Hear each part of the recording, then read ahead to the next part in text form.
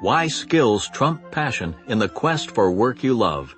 Written by Cal Newport. Read by Dave Mallow.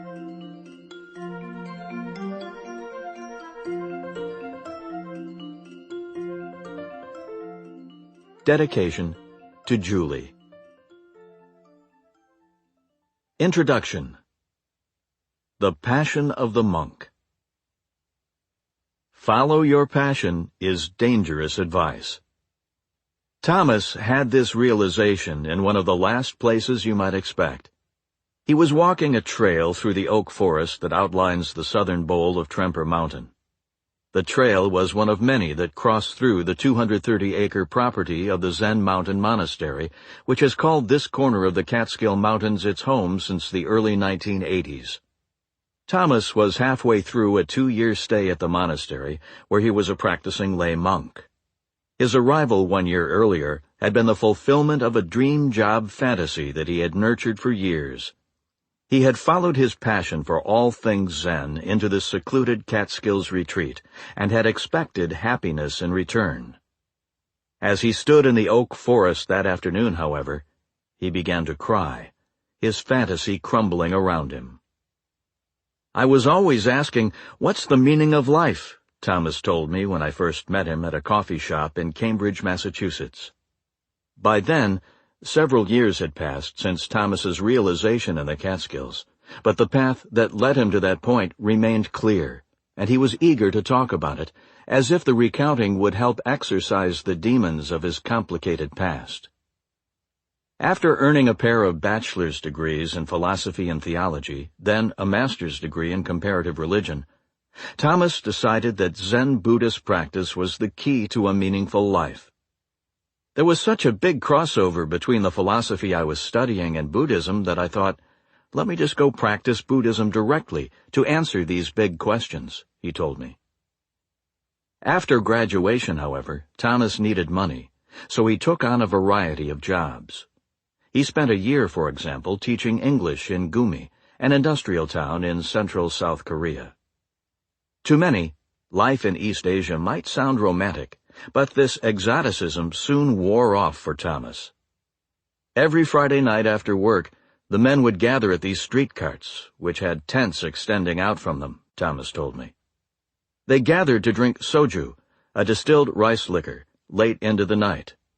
During winter, there would be steam coming from these tents, from all the men drinking. What I remember most, however, is that the next morning the streets would be covered in dry vomit.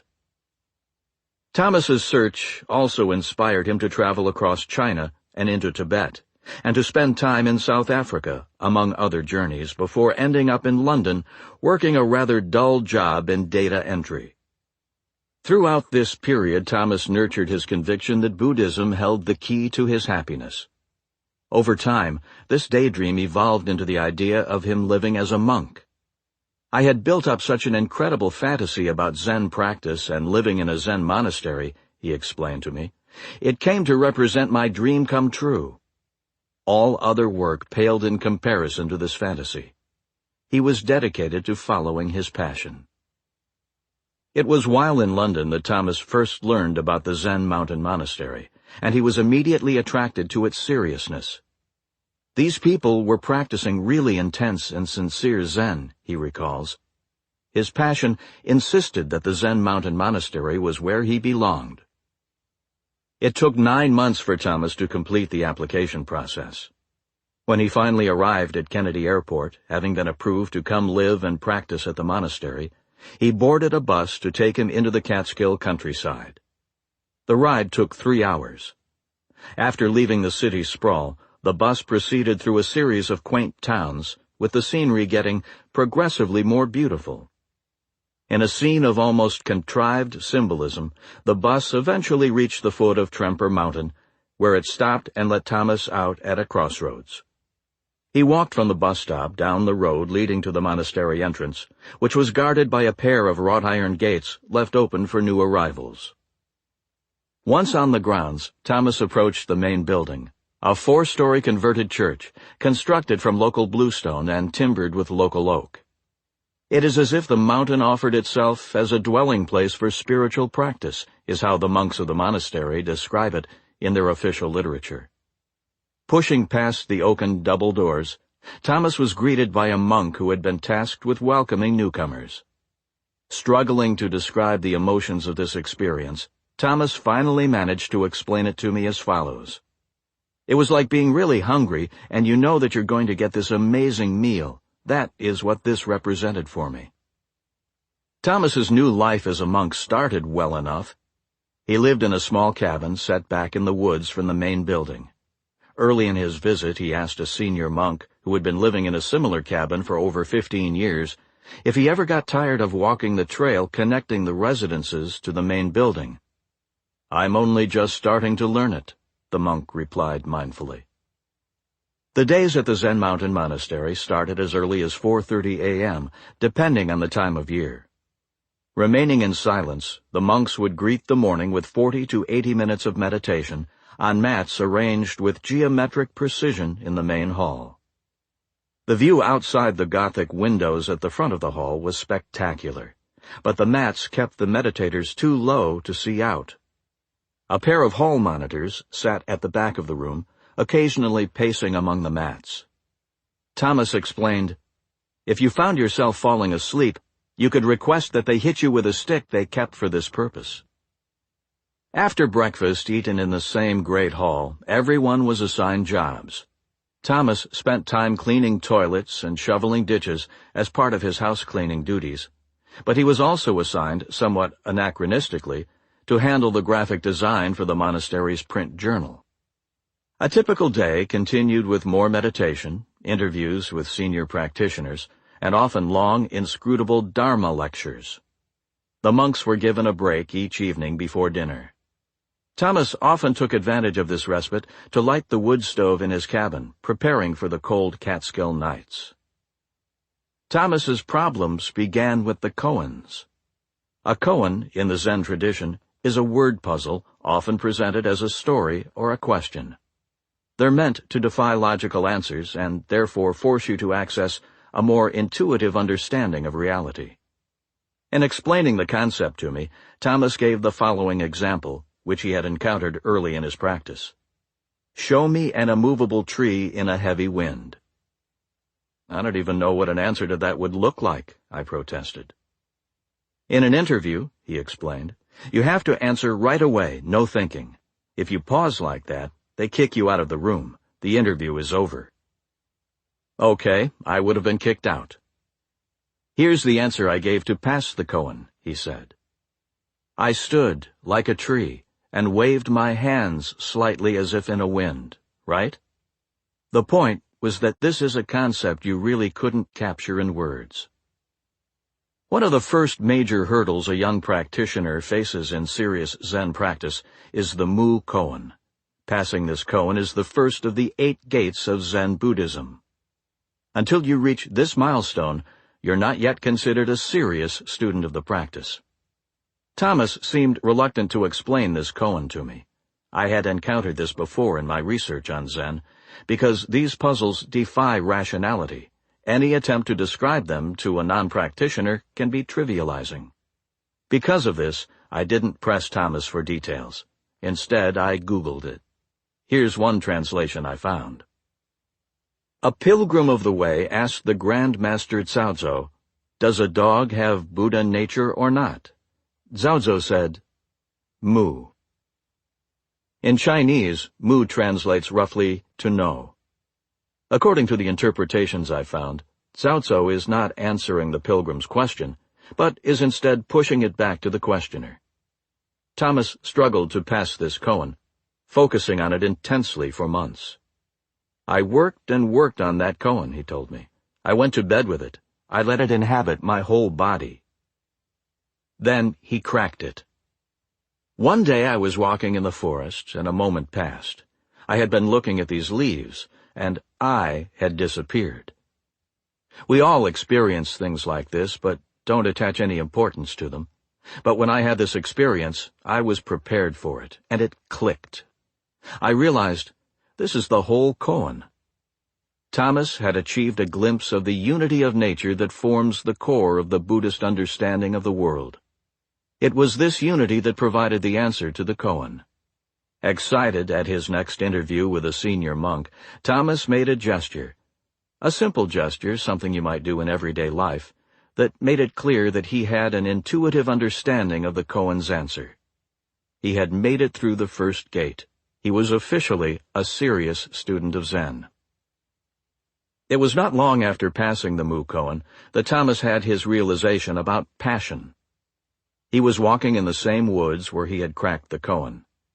Armed with the insight provided by passing the Mu, he had begun to understand the once obtuse lectures given most days by the senior monks.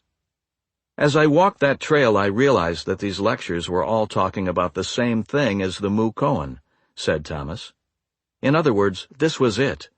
This was what life as a Zen monk offered, increasingly sophisticated musings on this one core insight. He had reached the zenith of his passion. He could now properly call himself a Zen practitioner, and yet he was not experiencing the undiluted peace and happiness that had populated his daydreams. The reality was, nothing had changed. I was exactly the same person, with the same worries and anxieties. It was late on a Sunday afternoon when I came to this realization, and I just started crying. Thomas had followed his passion to the Zen mountain monastery, believing, as many do, that the key to happiness is identifying your true calling and then chasing after it with all the courage you can muster. But as Thomas experienced that late Sunday afternoon in the oak forest, this belief is frighteningly naive. Fulfilling his dream to become a full-time Zen practitioner did not magically make his life wonderful. As Thomas discovered, the path to happiness, at least as it concerns what you do for a living, is more complicated than simply answering the classic question, what should I do with my life?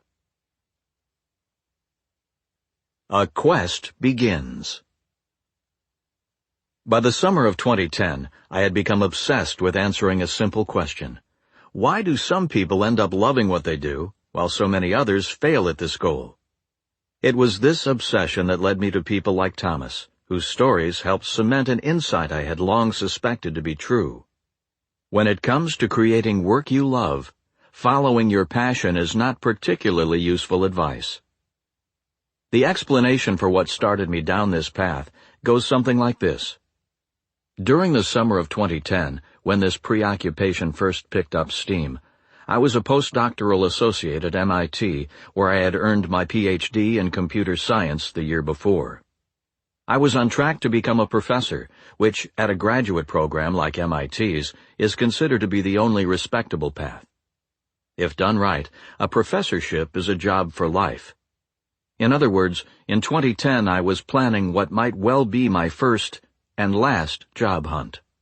If there was ever a time to figure out what generates a passion for one's livelihood, this was it. Tugging more insistently at my attention during this period was the very real possibility that I wouldn't end up with a professorship at all. Not long after meeting Thomas, I had set up a meeting with my advisor to discuss my academic job search. "How bad of a school are you willing to go to?" was his opening question. The academic job market is always brutal, but in 2010, with an economy still in recession, it was especially tough. To complicate matters, my research specialty hadn't proven to be all that popular in recent years. The last two students to graduate from the group where I wrote my dissertation both ended up with professorships in Asia, while the last two postdocs to pass through the group ended up in Lugano, Switzerland, and Winnipeg, Canada, respectively. I have to say I found the whole process to be pretty hard, stressful, and depressing, one of these former students told me. Given that my wife and I wanted to stay in the United States and preferably on the East Coast, a choice that drastically narrowed our options, I had to face the very real possibility that my academic job search would be a bust, forcing me to essentially start from scratch in figuring out what to do with my life. This was the backdrop against which I launched what I eventually began to refer to as my quest. My question was clear. How do people end up loving what they do?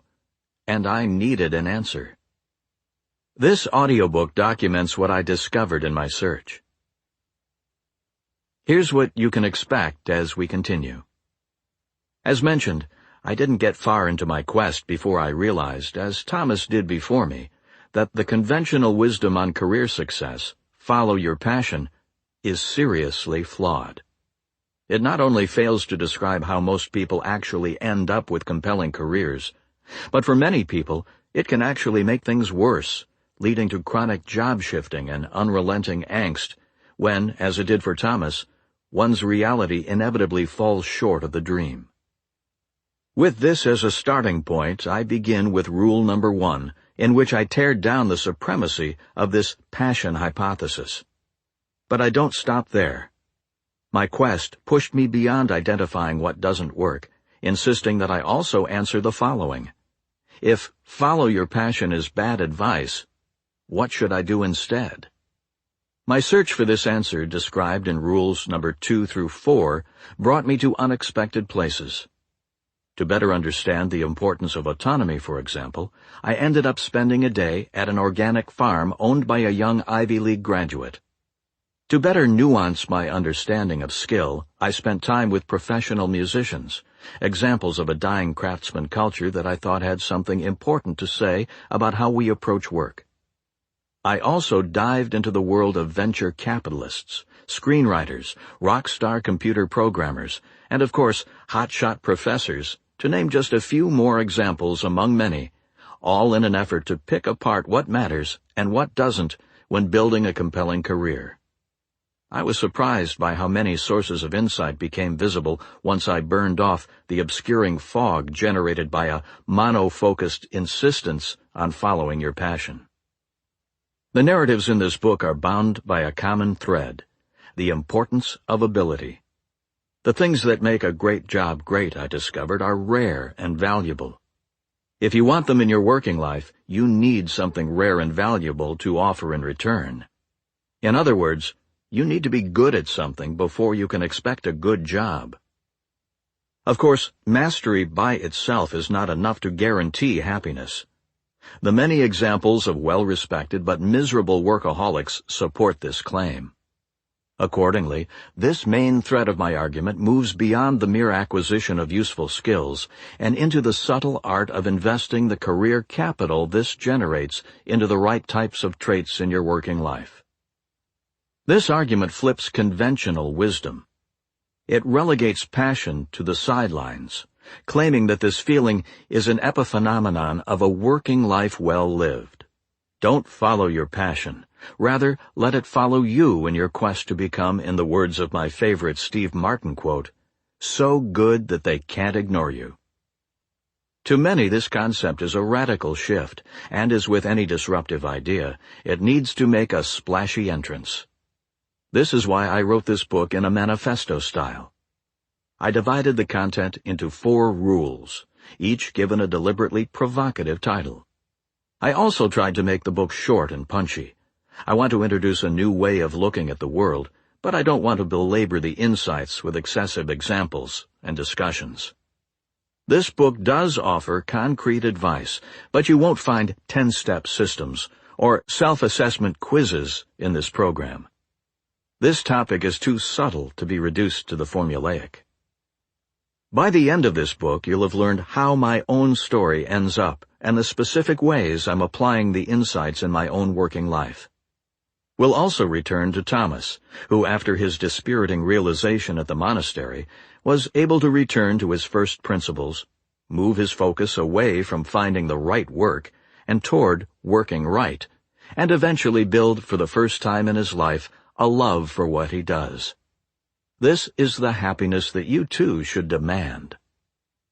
It's my hope that the insights that follow will free you from simplistic catchphrases like follow your passion and do what you love, the type of catchphrases that have helped spawn the career confusion that afflicts so many today, and instead provide you with a realistic path toward a meaningful and engaging working life. Rule number 1. Don't follow your passion. Chapter 1. The Passion of Steve Jobs. in which I question the validity of the passion hypothesis, which says that the key to occupational happiness is to match your job to a pre-existing passion. The passion hypothesis. In June 2005, Steve Jobs took the podium at Stanford Stadium to give the commencement speech to Stanford's graduating class. Wearing jeans and sandals under his formal robe, Jobs addressed a crowd of 23,000 with a short speech that drew lessons from his life. About a third of the way into the address, Jobs offered the following advice. You've got to find what you love. The only way to do great work is to love what you do. If you haven't found it yet, keep looking and don't settle. When he finished, he received a standing ovation. Though Jobs' address contained several different lessons, his emphasis on doing what you love was the clear standout. In the official press release describing the event, for example, Stanford's news service reported that Jobs urged graduates to pursue their dreams. Soon after, an unofficial video of the address was posted on YouTube, where it went viral, gathering over 3.5 million views. When Stanford posted an official video, it gathered an additional 3 million views. The comments on these clips homed in on the importance of loving your work, with viewers summarizing their reactions in similar ways. The most valuable lesson is to find your purpose, follow your passions. Life is too short to be doing what you think you have to do. Follow your passions. Life is for the living. Passion is the engine to living your life. It's passion for your work that counts. Don't settle. Amen. In other words, many of the millions of people who viewed this speech were excited to see Steve Jobs, a guru of iconoclastic thinking, put his stamp of approval on an immensely appealing piece of popular career advice, which I call the passion hypothesis. The passion hypothesis. The key to occupational happiness is to first figure out what you're passionate about and then find a job that matches this passion. This hypothesis is one of modern American society's most well-worn themes. Those of us lucky enough to have some choice in what we do with our lives are bombarded with this message starting at an early age. We are told to lionize those with the courage to follow their passion and pity the conformist drones who cling to the safe path. If you doubt the ubiquity of this message, spend a few minutes browsing the career advice shelf the next time you visit a bookstore. Once you look past the technical manuals on resume writing and job interview etiquette, it's hard to find a book that doesn't promote the passion hypothesis. These books have titles like Career Match, Connecting Who You Are with What You'll Love to Do, and Do What You Are, Discover the Perfect Career for You Through the Secrets of Personality Type. And they promise that you're just a few personality tests away from finding your dream job. Recently, a new, more aggressive strain of the passion hypothesis has been spreading, a strain that despairs that traditional cubicle jobs by their very nature are bad, and that passion requires that you strike out on your own. This is where you find titles like Escape from Cubicle Nation, which, as one review described it, teaches the tricks behind finding what makes you purr. These books, as well as the thousands of full-time bloggers, professional counselors, and self-proclaimed gurus who orbit these same core issues of workplace happiness, all peddle the same lesson. To be happy, you must follow your passion. As one prominent career counselor told me, do what you love and the money will follow has become the de facto motto of the career advice field. There is, however, a problem lurking here. When you look past the feel-good slogans and go deeper into the details of how passionate people like Steve Jobs really got started, or ask scientists about what actually predicts workplace happiness, the issue becomes much more complicated. You begin to find threads of nuance that, once pulled, unravel the tight certainty of the passion hypothesis, eventually leading to an unsettling recognition. Follow your passion might just be terrible advice. It was around the time I was transitioning from graduate school that I started to pull on these threads, eventually leading to my complete rejection of the passion hypothesis and kicking off my quest to find out what really matters for creating work you love. Rule number 1 is dedicated to laying out my argument against passion, as this insight that follow your passion is bad advice provides the foundation for everything that follows. Perhaps the best place to start is where we began, with the real story of Steve Jobs and the founding of Apple Computer. Do what Steve Jobs did, not what he said. If you had met a young Steve Jobs in the years leading up to his founding of Apple Computer, you wouldn't have pegged him as someone who was passionate about starting a technology company. Jobs had attended Reed College, a prestigious liberal arts enclave in Oregon, where he grew his hair long and took to walking barefoot. Unlike other technology visionaries of his era, Jobs wasn't particularly interested in either business or electronics as a student. He instead studied Western history and dance, and dabbled in Eastern mysticism.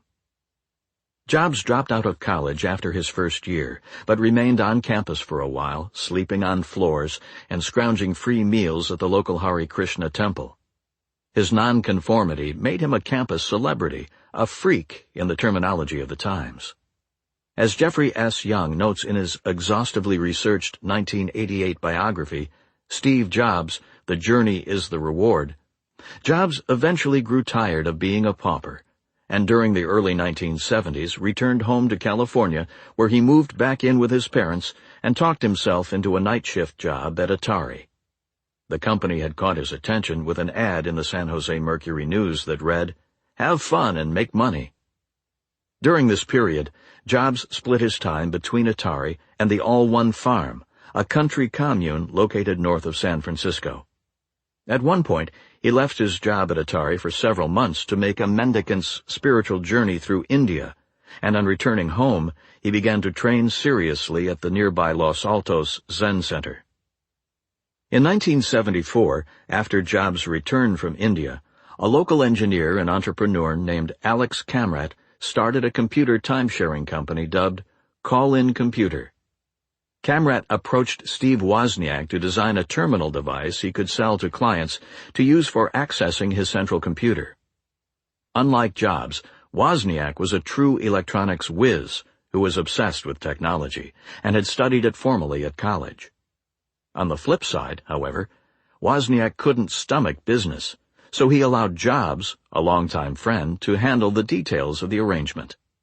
All was going well until the fall of 1975, when Jobs left for the season to spend time at the All One commune.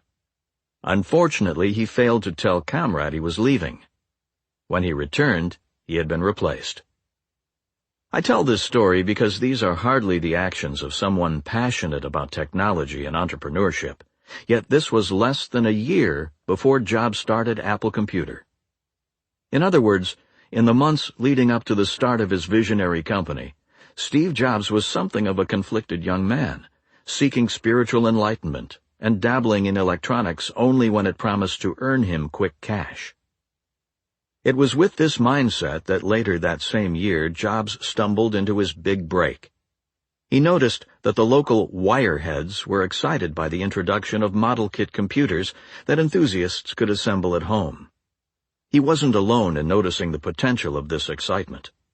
When an ambitious young Harvard student saw the first kit computer grace the cover of Popular Electronics magazine, he formed a company to develop a version of the basic programming language for the new machine, eventually dropping out of school to grow the business.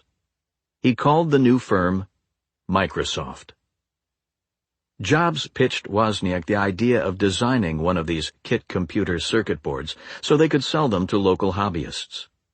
The initial plan was to make the boards for $25 apiece and sell them for $50. Jobs wanted to sell 100 total, which, after removing the costs of printing the boards and a $1,500 fee for the initial board design, would leave them with a nice $1,000 profit. Neither Wozniak nor Jobs left their regular jobs. This was strictly a low-risk venture, meant for their free time. From this point, however, the story quickly veers into legend. Steve arrived barefoot at the Byte Shop, Paul Terrell's pioneering Mountain View computer store, and offered Terrell the circuit boards for sale. Terrell didn't want to sell plain boards, but said he would buy fully assembled computers. He would pay $500 for each and wanted 50 as soon as they could be delivered. Jobs jumped at the opportunity to make an even larger amount of money and began scrounging together startup capital. It was in this unexpected windfall that Apple Computer was born. As Young emphasizes, their plans were circumspect and small-time. They weren't dreaming of taking over the world. The Messy Lessons of Jobs. I shared the details of Steve Jobs' story because when it comes to finding fulfilling work, the details matter. If a young Steve Jobs had taken his own advice and decided to only pursue work he loved, we would probably find him today as one of the Los Altos Zen Center's most popular teachers. But he didn't follow this simple advice. Apple Computer was decidedly not born out of passion, but instead was the result of a lucky break, a small-time scheme that unexpectedly took off. I don't doubt that Jobs eventually grew passionate about his work. If you've watched one of his famous keynote addresses, you've seen a man who obviously loved what he did. But so what? All that tells us is that it's good to enjoy what you do. This advice, though true, borders on the tautological and doesn't help us with the pressing question that we actually care about. How do we find work that we'll eventually love?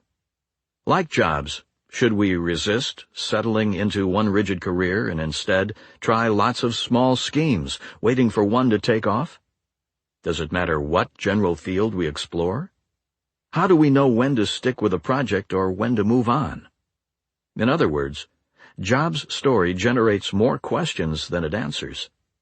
Perhaps the only thing it does make clear is that, at least for Jobs, follow your passion was not particularly useful advice. Chapter 2. Passion is Rare. In which I argue that the more you seek examples of the passion hypothesis, the more you recognize its rarity. The Road Trip Nation Revelation. It turns out that Jobs' complicated path to fulfilling work is common among interesting people with interesting careers. In 2001, a group of 4 friends, all recently graduated from college, set out on a cross-country road trip to interview people who lived lives centered around what was meaningful to them. The friends sought advice for shaping their own careers into something fulfilling. They filmed a documentary about their trip, which was then expanded into a series on PBS.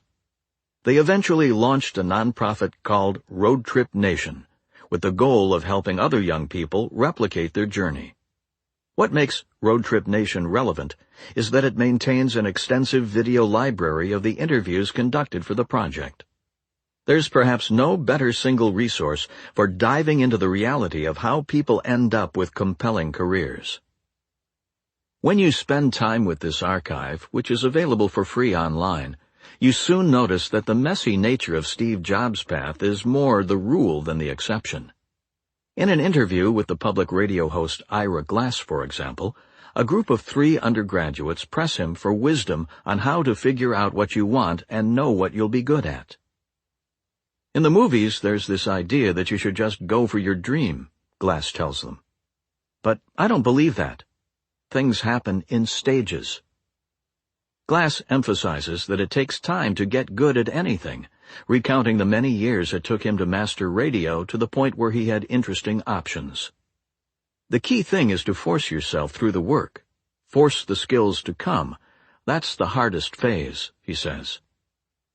Noticing the stricken faces of his interviewers who were perhaps hoping to hear something more uplifting than "work is hard, so suck it up," Glass continues, "I feel like your problem is that you're trying to judge all things in the abstract before you do them. That's your tragic mistake." Other interviews in the archive promote this same idea, that it's hard to predict in advance what you'll eventually grow to love. The astrobiologist Andrew Steele, for example, exclaims, "No, I had no idea what I was going to do. I object to systems that say you should decide now what you're going to do." One of the students asks Steele if he had started his PhD program hoping you'd one day change the world. "No," Steele responds, "I just wanted options." Al Merrick, the founder of Channel Island Surfboards, tells a similar tale of stumbling into passion over time. "People are in a rush to start their lives, and it's sad," he tells his interviewers. "I didn't go out with the idea of making a big empire," he explains. "I set goals for myself at being the best I could be at whatever I did." In another clip, William Morris, a renowned glassblower based in Stanwood, Washington, brings a group of students to his workshop set in a converted barn surrounded by lush Pacific Northwest forest. "I have a ton of different interests, and I don't have focus," one of the students complains. Morris looks at her. "You'll never be sure. You don't want to be sure." These interviews emphasize an important point. Compelling careers often have complex origins that reject the simple idea that all you have to do is follow your passion. This observation may come as a surprise for those of us who have long basked in the glow of the passion hypothesis. It wouldn't, however, surprise the many scientists who have studied questions of workplace satisfaction using rigorous peer-reviewed research. They've been discovering similar conclusions for decades, but to date, not many people in the career advice field have paid them serious attention. It's to these overlooked research efforts that I turn your attention next. The science of passion. Why do some people enjoy their work while so many other people don't? Here's the CliffsNotes summary of the social science research in this area. There are many complex reasons for workplace satisfaction, but the reductive notion of matching your job to a pre-existing passion is not among them. To give you a better sense of the realities uncovered by this research, here are 3 of the more interesting conclusions I've encountered. Conclusion number 1. Career passions are rare. In 2002, a research team led by the Canadian psychologist Robert J. Vallerand administered an extensive questionnaire to a group of 539 Canadian university students.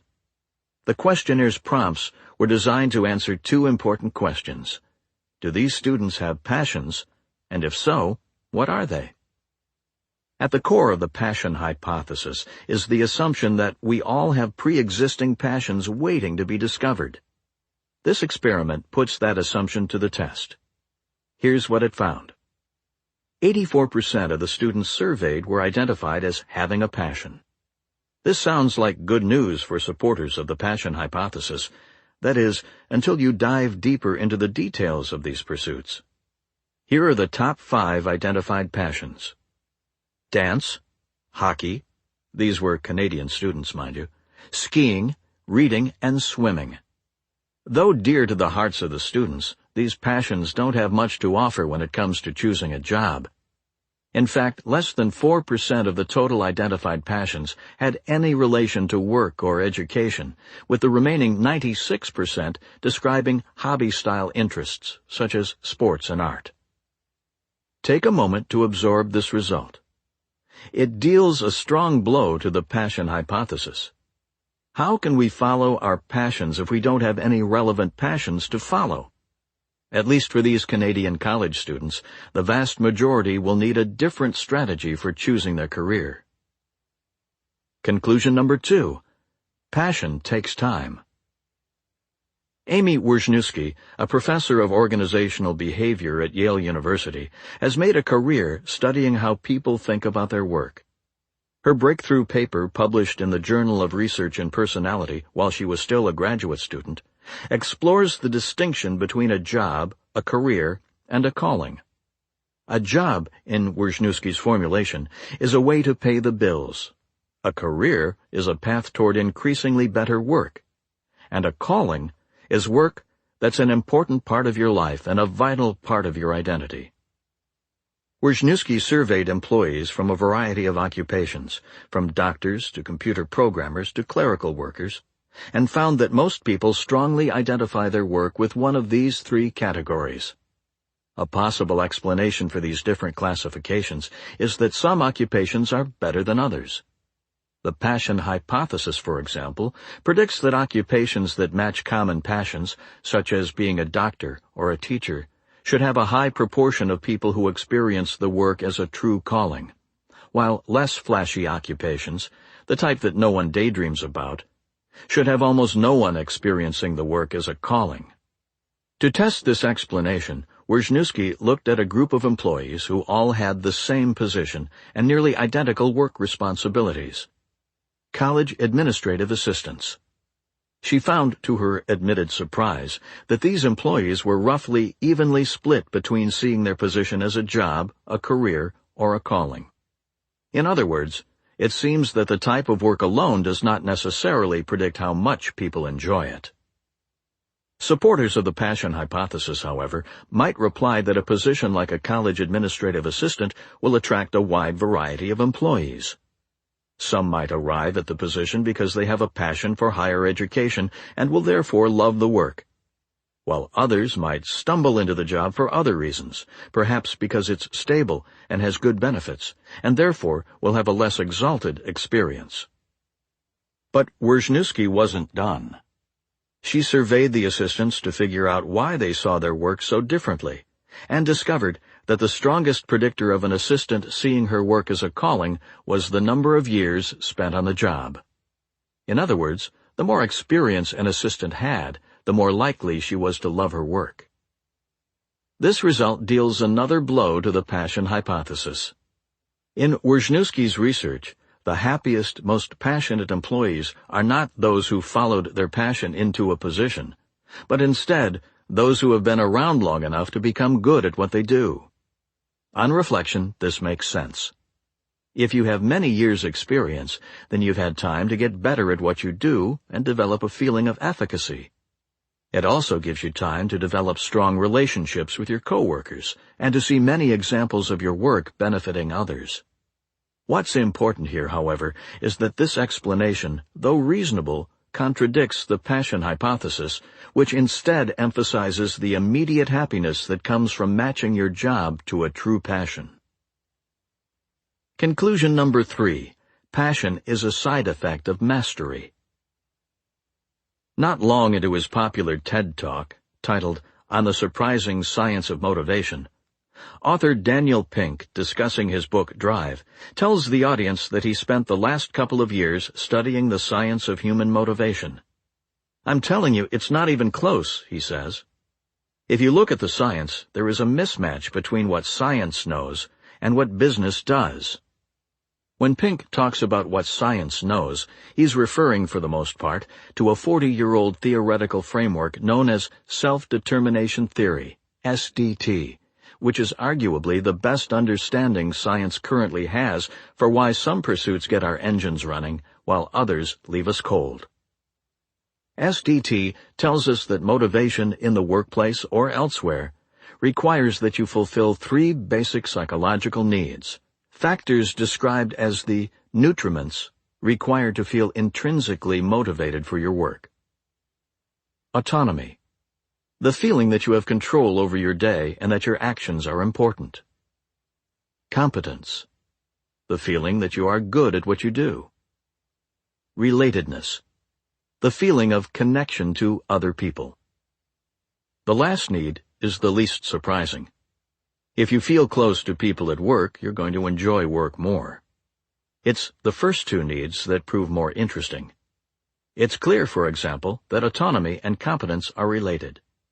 In most jobs, as you become better at what you do, not only do you get the sense of accomplishment that comes from being good, but you're typically also rewarded with more control over your responsibilities. These results help explain Amy Wisniewski's findings. Perhaps one reason that more experienced assistants enjoyed their work was because it takes time to build the competence and autonomy that generates this enjoyment. Of equal interest is what this list of basic psychological needs does not include. Notice, scientists did not find matching work to pre-existing passions as being important for motivation. The traits they did find, by contrast, are more general and are agnostic to the specific type of work in question. Competence and autonomy, for example, are achievable by most people in a wide variety of jobs, assuming they're willing to put in the hard work required for mastery. This message is not as inspiring as "follow your passion and you'll immediately be happy," but it certainly has a ring of truth. In other words, working right trumps finding the right work. Chapter 3.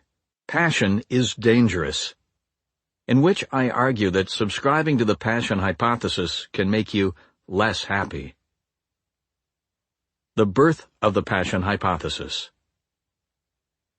It's difficult to pinpoint the exact moment when our society began emphasizing the importance of following your passion, but a good approximation is the 1970 publication of What Color is Your Parachute? The author, Richard Bowles, was working at the time for the Episcopal Church, advising campus ministers, many of whom were in danger of losing their jobs. He published the first edition of Parachute as a straightforward collection of tips for those facing career change. The original print run was 100 copies. The premise of Bowles' guide sounds self-evident to the modern ear. Figure out what you like to do, and then find a place that needs people like you. But in 1970, this was a radical notion. At the time, the idea of doing a lot of pen and paper exercises in order to take control of your own career was regarded as a dilettante's exercise, Bowles recalls. The optimism of this message, however, caught on. You can control what you do with your life, so why not pursue what you love? There are now more than 6 million copies of Bowles' book in print. The decades since the publication of Bowles' book can be understood as a period of increasing dedication to the passion hypothesis. You can visualize this shift by using Google's Ngram Viewer. This tool allows you to search Google's vast corpus of digitized books to see how often selected phrases turn up in published writing over time. If you enter "Follow Your Passion," you see a spike in usage right at 1970, the year when Bowles' book was published, followed by a relatively steady high usage until 1990, at which point the graph curve swings upward. By 2000, the phrase "follow your passion" was showing up in print 3 times more often than in the 70s and 80s. Parachute, in other words, helped introduce the baby boom generation to this passion-centric take on career, a lesson they have now passed down to their children, the echo boom generation, which has since raised the bar on passion obsession. This young generation has high expectations for work, explains psychologist Jeffrey Arnett, an expert on the mindset of the modern postgrad. They expect work to be not just a job, but an adventure, a venue for self-development and self-expression, and something that provides a satisfying fit with their assessment of their talents. Even if you accept my argument that the passion hypothesis is flawed, it's at this point that you might respond, who cares? If the passion hypothesis can encourage even a small number of people to leave a bad job or to experiment with their career, you might argue, then it has provided a service. The fact that this occupational fairy tale has spread so far should not cause concern. I disagree. The more I studied the issue, the more I noticed that the passion hypothesis convinces people that somewhere there's a magic right job waiting for them, and that if they find it, they'll immediately recognize that this is the work they were meant to do. The problem, of course, is when they fail to find this certainty, bad things follow, such as chronic job hopping and crippling self-doubt. We can see this effect in the statistics. As I just established, the last several decades are marked by an increasing commitment to Bowles' contagious idea. And yet, for all of this increased focus on following our passion and holding out for work we love, we aren't getting any happier. The 2010 Conference Board survey of U.S. job satisfaction found that only 45% of Americans describe themselves as satisfied with their jobs. This number has been steadily decreasing from the mark of 61% recorded in 1987, the first year of the survey. As Lynn Franco, the director of the board's Consumer Research Center, notes, this is not just about a bad business cycle. Through both economic boom and bust during the past 2 decades, our job satisfaction numbers have shown a consistent downward trend. Among young people, the group perhaps most concerned with the role of work in their lives, 64% now say that they're actively unhappy in their jobs. This is the highest level of dissatisfaction ever measured for any age group over the full 2-decade history of the survey. In other words, our generation-spanning experiment with passion-centric career planning can be deemed a failure. The more we focused on loving what we do, the less we ended up loving it. These statistics, of course, are not clear-cut, as other factors play a role in declining workplace happiness. To develop a more visceral understanding of this unease, we can turn to anecdotal sources. Consider Alexandra Robbins and Abby Wilner's 2001 Ode to Youth Disaffection, Quarter-Life Crisis, The Unique Challenges of Life in Your Twenties. This book chronicles the personal testimony of dozens of unhappy 20-somethings who feel adrift in the world of work. Take, for example, the tale of Scott, a 27-year-old from Washington, D.C. My professional situation now couldn't be more perfect, Scott reports. I chose to pursue the career I knew in my heart I was passionate about, politics. I love my office, my friends, even my boss. The glamorous promises of the passion hypothesis, however, led Scott to question whether his perfect job was perfect enough. It's not fulfilling, he worries when reflecting on the fact that his job, like all jobs, includes difficult responsibilities. He has since restarted his search for his life's work. I've committed myself to exploring other options that interest me, Scott says. But I'm having a hard time actually thinking of a career that sounds appealing. I graduated college wanting nothing more than the ultimate job for me, says Jill, another young person profiled in Quarter-Life Crisis. Not surprisingly, everything Jill tried failed to meet this high mark. I'm so lost about what I want to do, despairs 25-year-old Elaine, that I don't even realize what I'm sacrificing. And so on. These stories, which are increasingly common at all ages, from college students to the middle-aged, all point toward the same conclusion. The passion hypothesis is not just wrong, it's also dangerous. Telling someone to follow their passion is not just an act of innocent optimism, but potentially the foundation for a career riddled with confusion and angst. Beyond passion. Before continuing, I should emphasize an obvious point. For some people, following their passion works. The Road Trip Nation archives, for example, include an interview with Rolling Stone film critic Peter Travers, who claims that even as a child, he used to bring notebooks into movie theaters to record his thoughts. The power of passion is even more common when you look to the careers of gifted individuals, such as professional athletes. You'll be hard-pressed, for example, to find a professional baseball player who doesn't claim that he has been passionate about the sport as far back as he can remember. Some people I've talked to about my ideas have used examples of this type to dismiss my conclusions about passion. Here's a case where someone successfully followed their passion, they say. Therefore, follow your passion must be good advice. This is faulty logic. Observing a few instances of a strategy working does not make it universally effective. It is necessary instead to study a large number of examples and ask what worked in the vast majority of the cases. And when you study a large group of people who are passionate about what they do, as I did in researching this book, you'll find that most, not all, will tell a story more complex than simply identifying a pre-existing passion and then pursuing it. Examples such as Peter Travers and professional athletes, therefore, are exceptions. If anything, their rareness underscores my claim that for most people, follow your passion is bad advice. This conclusion inspires an important follow-up question.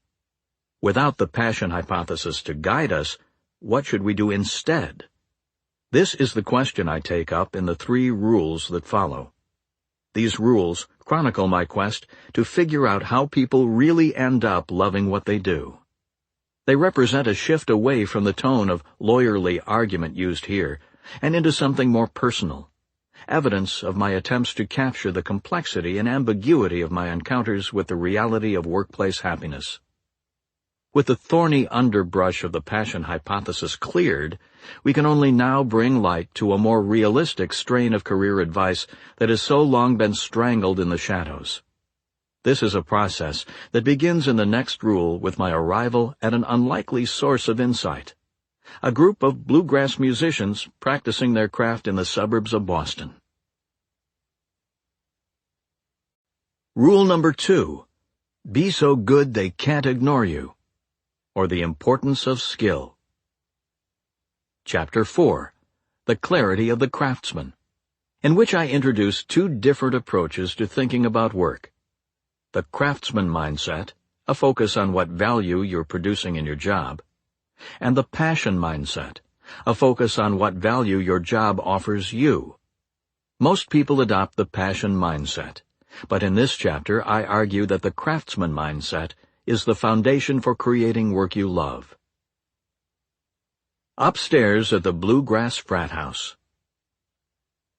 When I first rounded the corner onto Mapleton Street, the house, a careworn Victorian, blended in with its tidy suburban neighbors. It was only as I got closer that I noticed the eccentricities. The paint was peeling. There was a pair of leather recliners outside on the porch. Empty Bud Light bottles littered the ground. Jordan Tice, a professional guitar player of the new acoustic style, stood by the front door smoking a cigarette. He waved me over. As I followed him inside, I noticed that a small foyer set off the entry had been converted into a bedroom. "The banjo player who sleeps there has a Ph.D. from MIT, Jordan said. "You'd like him."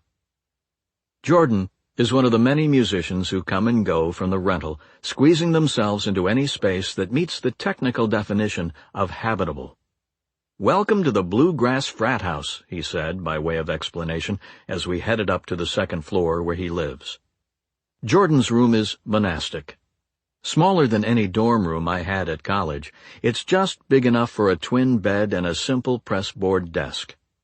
A Fender tube amp sits in one corner and a rolling luggage bag in the other.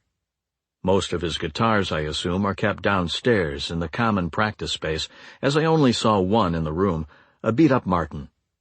We had to borrow a chair from another room so that we could both sit. Jordan is 24. In the world of traditional work, this is young, but when you consider that he signed his first record deal while still in high school, it's clear that in the world of acoustic music, Jordan's no rookie. He's also painfully modest. One review of his third album, Long Story, began, "Music has always had its share of prodigies, from Mozart up to the current day." This is exactly the type of praise that Jordan would hate for me to write about. When I asked him why Gary Ferguson, a well-known bluegrass artist, chose Jordan at the age of 16 to tour with him, he could only stammer before lapsing into silence. "It's a big deal," I pushed. "He chose you to be his guitar player. He had his choice of lots of guitar players, and he chose a 16-year-old. "I don't derive any arrogance from that specific thing," he finally answered. Here's what does excite Jordan: his music. When I asked him, "What are you working on today?" his eyes lit up as he grabbed an open composition book from his desk. On it were 5 lines of music, lightly penciled in, mainly dense runs of quarter notes spanning up and down the octave, punctuated with the occasional handwritten explanation. "I'm kind of working on a new tune," he explained. "It's going to be really fast." Jordan picked up his Martin to play me the new song. It had the driving beat of bluegrass, but the melody, which was inspired by a Debussy composition, happily disregards the genre. When Jordan played, he stared just beyond the fretboard and breathed in sharp, sporadic gasps. At one point he missed a note, which upset him. He backed up and started again, insisting on playing until he finished the full phrase without mistake. I told him I was impressed by the speed of the licks. "No, this is slow," he replied. He then showed me the pace he's working toward. It's at least twice as fast. "I can't quite make the lead trail yet," he apologized after it slipped away from him. "I guess I could do it, but I can't get the notes to pop out yet like I want it." He showed me how the successive notes in the lead tend to span many strings, complicating fast picking. "It's really wide." At my request, Jordan laid out his practice regimen for this song. He starts by playing slow enough that he can get the effects he desires. He wants the keynotes of the melody to ring while he fills the space in between with runs up and down the fretboard. Then he adds speed, just enough that he can't quite make things work. He repeats this again and again. "It's a physical and mental exercise," he explained. "You're trying to keep track of different melodies and things. In a piano, everything is laid out clearly in front of you, 10 fingers never getting in the way of one another. On the guitar, you have to budget your fingers." He called his work on this song his technical focus of the moment. In a typical day, if he's not preparing for a show, he'll practice with this same intensity, always playing just a little faster than he's comfortable, for 2 or 3 hours straight. I asked him how long it will take to finally master the new skill. "Probably like a month," he guessed. Then he played through the lick one more time. The Craftsman Mindset. Let me be clear about something.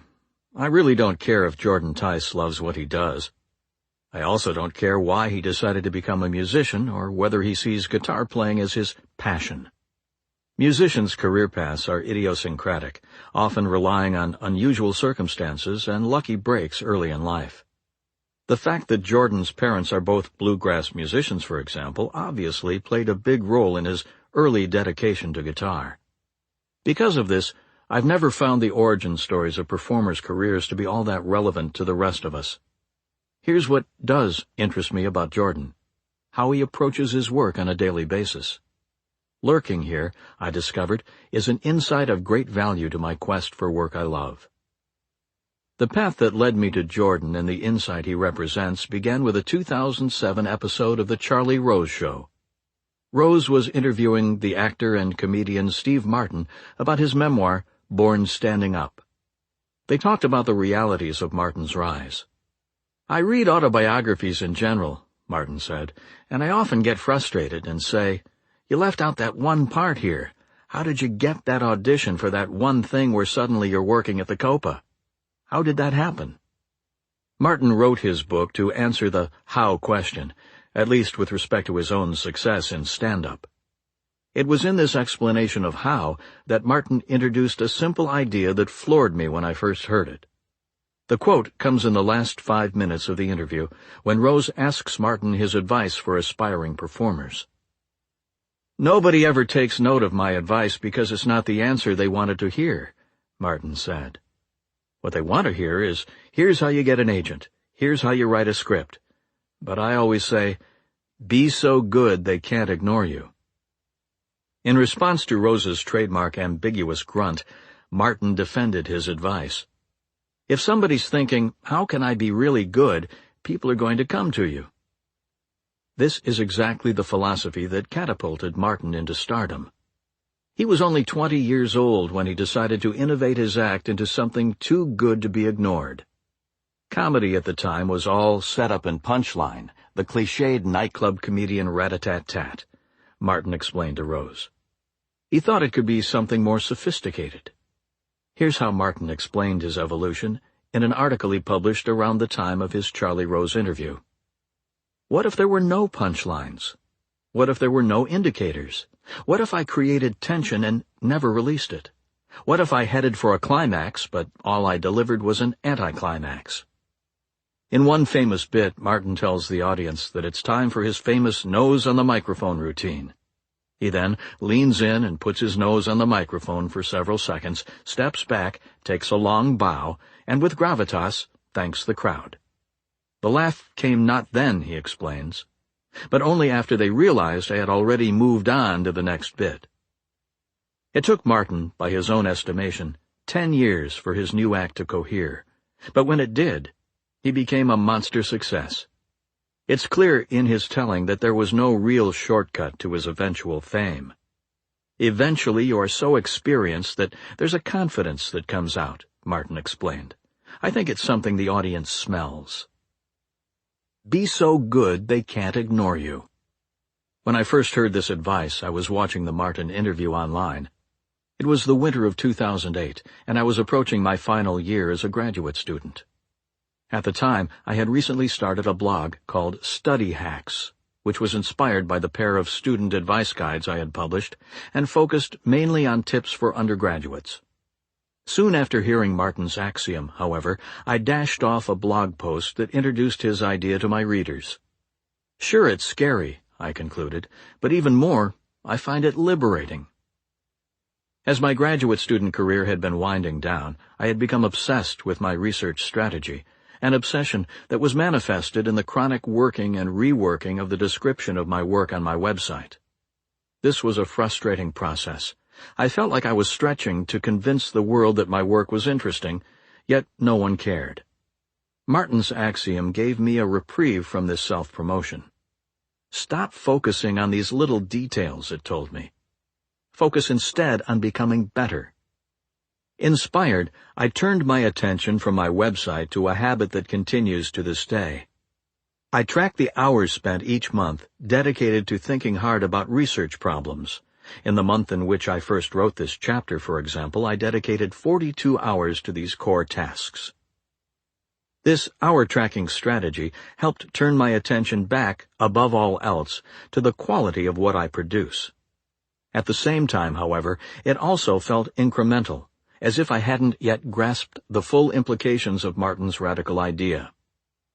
When I later launched my quest to uncover how people end up loving their work, it didn't take long for me to return to Martin's advice. Intuitively, I grasped that it played an important role in constructing a remarkable career. This is what led me to Jordan Tice. If I really wanted to understand this axiom, I figured, I needed to understand the people who live their lives by it. Listening to Tice talk about his routine, I was struck by his Martinesque focus on what he produces. As you'll recall, he's happy to spend hours every day, week after week, in a barely furnished monastic room, exhausting himself in pursuit of a new flat-picking technique, all because he thinks it will add something important to the tune he's writing. This dedication to output, I realized, also explains his painful modesty. To Jordan, arrogance doesn't make sense. Here's what I respect: creating something meaningful and then presenting it to the world, he explained. Inspired by meeting Jordan, I got in touch with Mark Castevens to gain a cynical veteran's perspective on the performer's mindset. Mark is a studio musician from Nashville who has certainly earned his stripes. He's played on 99 #1 hit singles on the Billboard charts. When I told Mark about Jordan, he agreed that an obsessive focus on the quality of what you produce is the rule in professional music. It trumps your appearance, your equipment, your personality, and your connections, he explained. Studio musicians have this adage: the tape doesn't lie. Immediately after the recording comes the playback. Your ability has no hiding place. I like that phrase, the tape doesn't lie, as it sums up nicely what motivates performers such as Jordan, Mark, and Steve Martin. If you're not focusing on becoming so good they can't ignore you, you're going to be left behind. This clarity was refreshing. To simplify things going forward, I'll call this output-centric approach to work the craftsman mindset. My goal in rule number 2 is to convince you of an idea that became clearer to me the more time I spent studying performers such as Tice. Irrespective of what type of work you do, the craftsman mindset is crucial for building a career you love. Before we get ahead of ourselves, however, I want to take a moment to contrast this mindset with the way most of us are used to thinking about our livelihood. The passion mindset. People thrive by focusing on the question of who they really are and connecting that to work they truly love. Poe Bronson wrote this in a 2002 manifesto published in Fast Company. This should sound familiar, as it's exactly the type of advice you would give if you subscribed to the passion hypothesis, which I debunked in rule number 1. With this in mind, let's call the approach to work endorsed by Bronson the passion mindset. Whereas the craftsman mindset focuses on what you can offer the world, the passion mindset focuses instead on what the world can offer you. This mindset is how most people approach their working lives. There are 2 reasons why I dislike the passion mindset. That is, 2 reasons beyond the fact that, as I argued in rule number 1, it's based on a false premise. First, when you focus only on what your work offers you, it makes you hyper-aware of what you don't like about it, leading to chronic unhappiness. This is especially true for entry-level positions, which, by definition, are not going to be filled with challenging projects and autonomy. These come later. When you enter the working world with the passion mindset, the annoying tasks you're assigned, or the frustrations of corporate bureaucracy, can become too much to handle. Second, and more serious, the deep questions driving the passion mindset, who am I and what do I truly love, are essentially impossible to confirm. Is this who I really am? And do I love this? Rarely reduced to clear yes or no responses. In other words, the passion mindset is almost guaranteed to keep you perpetually unhappy and confused, which probably explains why Bronson admits, not long into his career-seeker epic, What Should I Do with My Life?, that the one feeling everyone in this book has experienced is of missing out on life. Adopting the craftsman mindset. To summarize, I presented 2 different ways people think about their working life. The first is the craftsman mindset, which focuses on what you can offer the world. The second is the passion mindset, which instead focuses on what the world can offer you. The craftsman mindset offers clarity, while the passion mindset offers a swamp of ambiguous and unanswerable questions.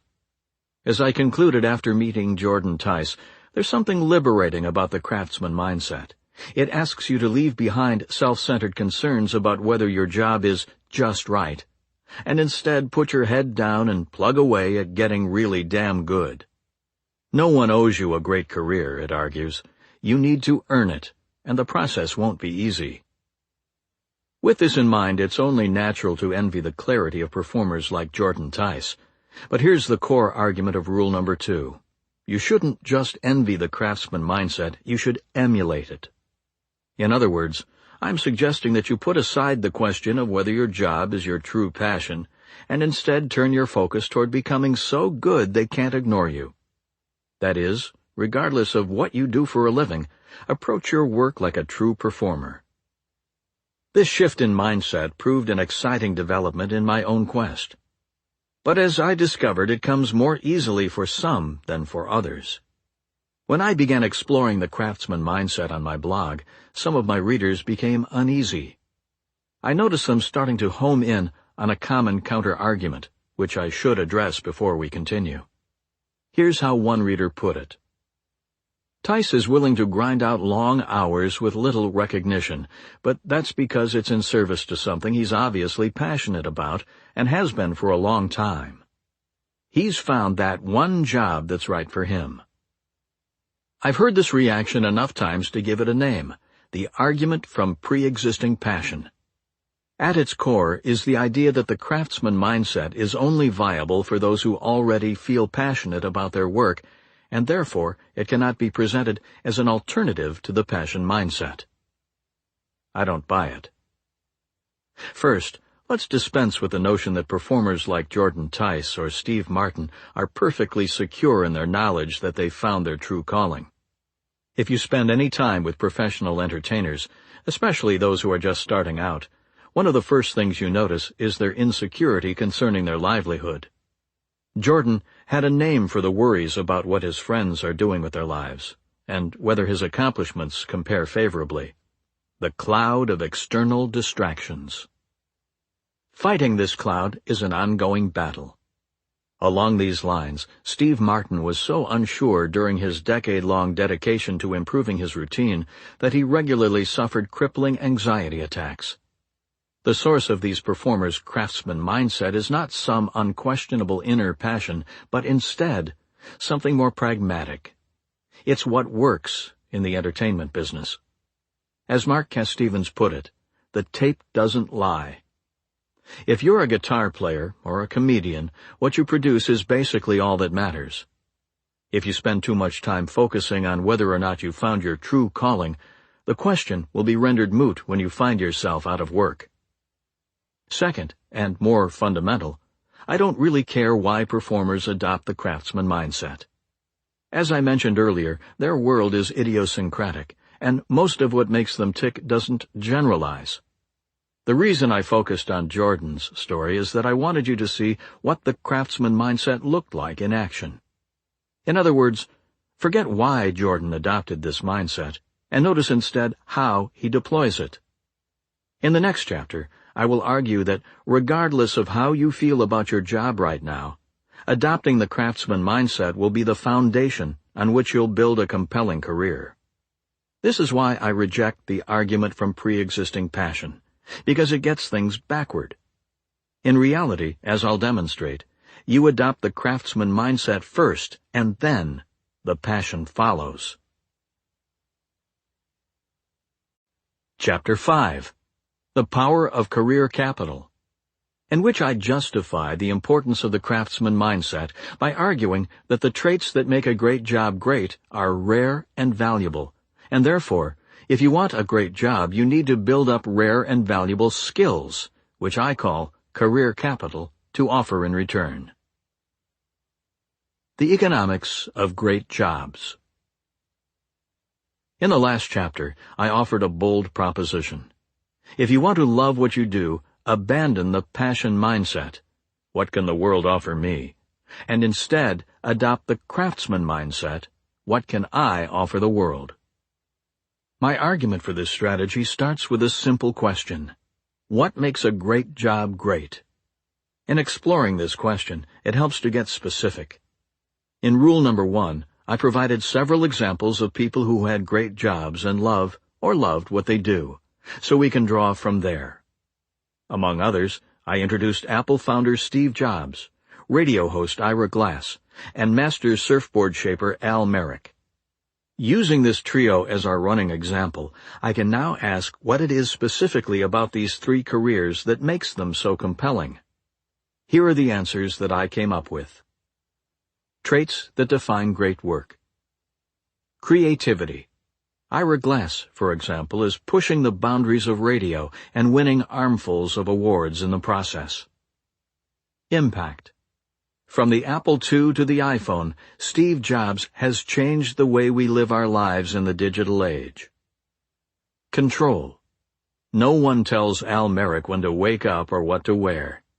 He's not expected in an office from 9 to 5.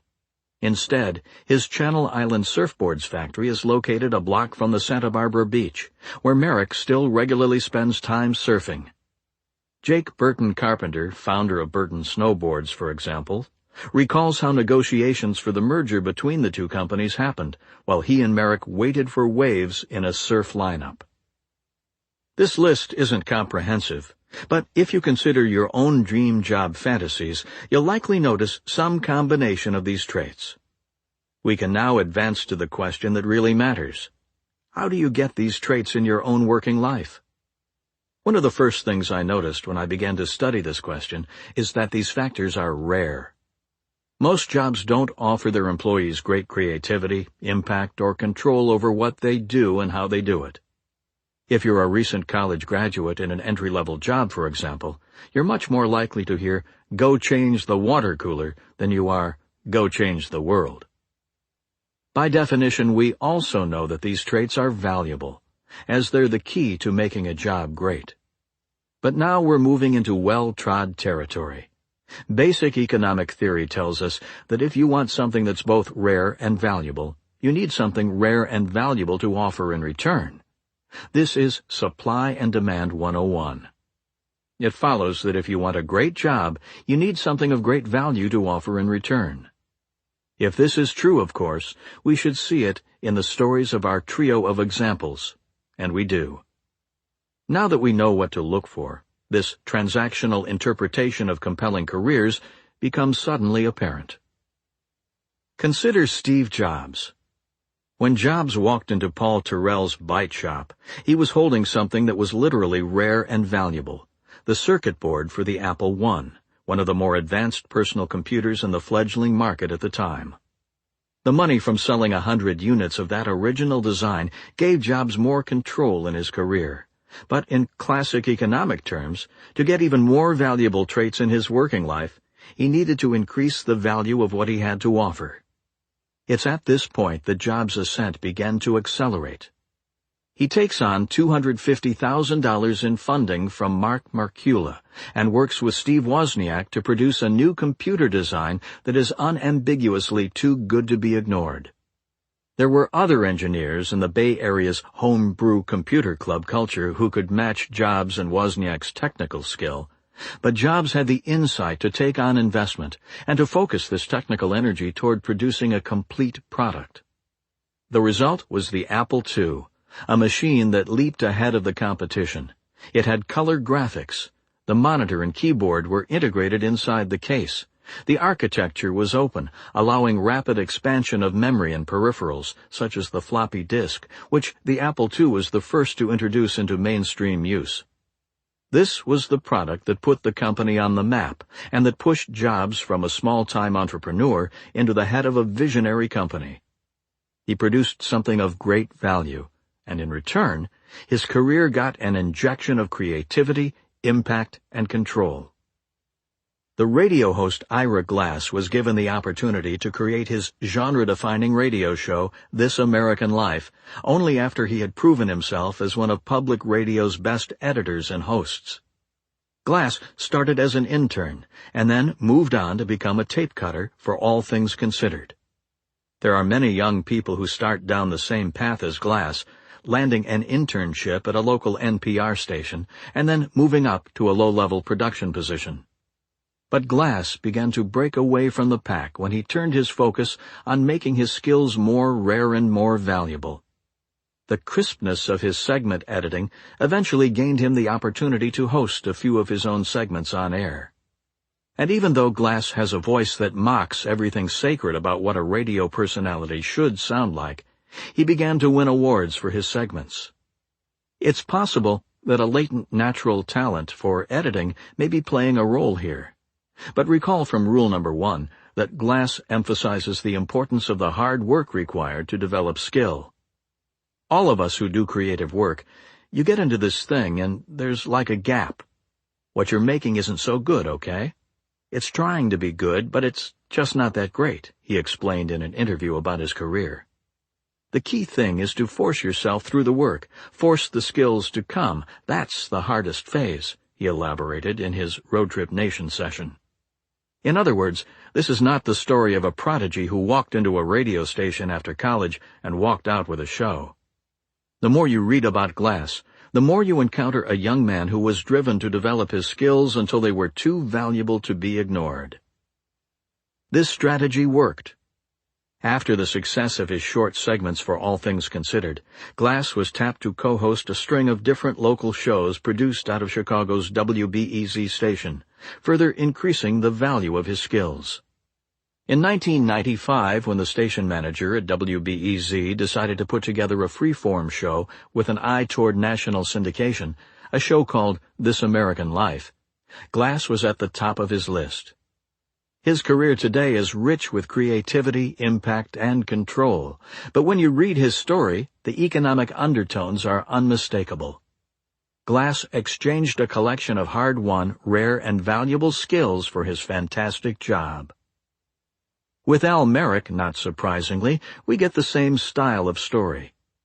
The rare and valuable skill that launched Merrick's career as a professional surfboard shaper is crystal clear. His boards won competitions. What's important to note is that this was not always the case. Merrick picked up the trade of fiberglass shaping from his years spent as a boat builder, and he knew about surfing from his own on-again, off-again relationship with the sport, but it took an abundance of hard work to get his board crafting skills to the place where they were valuable. Starting out, a lot of time you're afraid that you're going to be a failure, that this guy you're making a board for is a world champion and his boards won't be working right, he recalled in his Road Trip Nation session.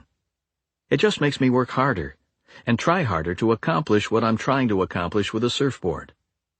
Having an office a block from the beach with the freedom to take off to surf on a moment's notice sounds great, but it's not the type of job that is just being handed out. To get it, Merrick realized he needed a rare and valuable skill to offer in exchange. Once he had surf pros like Kelly Slater riding his boards and winning, he became free to dictate the terms of his working life. Here, then, are the main strands of my argument. The career capital theory of great work. The traits that define great work are rare and valuable. Supply and demand says that if you want these traits, you need rare and valuable skills to offer in return. Think of these rare and valuable skills you can offer as your career capital. The craftsman mindset, with its relentless focus on becoming so good they can't ignore you, is a strategy well suited for acquiring career capital. This is why it trumps the passion mindset if your goal is to create work you love. Jobs, Glass, and Merrick all adopted the craftsman mindset. Some even use these exact words in describing themselves. "I was a craftsman," said Merrick in an interview on his early days as a board shaper. Career capital theory tells us that this is no coincidence. The traits that define great work require that you have something rare and valuable to offer in return, skills I call career capital. The craftsman mindset, with its relentless focus on what you produce, is exactly the mindset you would adopt if your goal was to acquire as much career capital as possible. Ultimately, this is why I promote the craftsman mindset over the passion mindset. This is not some philosophical debate on the existence of passion or the value of hard work. I'm being intensely pragmatic.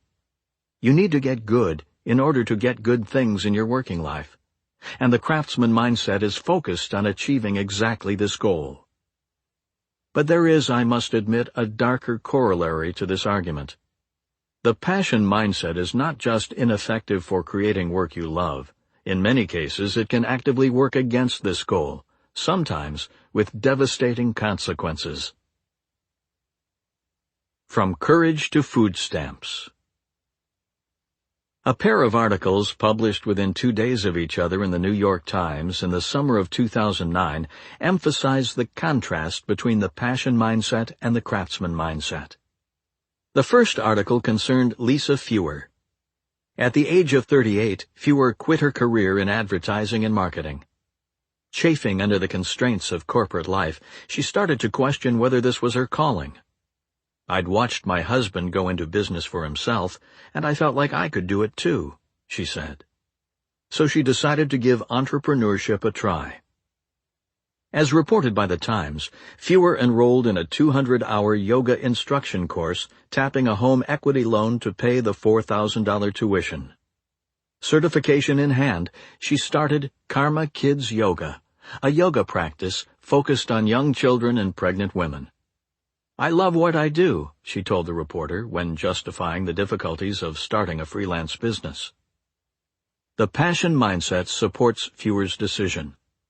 To those enthralled by the myth of a true calling, there's nothing more heroic than trading comfort for passion. Consider, for example, the author Pamela Slim, a believer in the passion mindset, who wrote the popular book Escape from Cubicle Nation. Slim describes on her website the following sample dialogue, which she claims she has often. Me. "So, are you ready to move forward with your plan?" Them. "I know what I have to do, but I don't know if I can do it. Who am I to pretend to be a successful artist, coach, consultant, masseuse? What if everyone looks at my website and laughs hysterically that I would even consider selling my services? Why would anyone ever want to connect with me?" Me. Time for a little work on your backbone. Motivated by these encounters, Slim launched a phone seminar product called Rebuild Your Backbone. Its goal is to convince more people to be like Lisa Fewer by finding the courage to follow their dreams. The course description says Slim will answer questions like, "Why do we get stuck living other people's models of success?" and "How do we get the courage to do big things in the world?" It costs $47.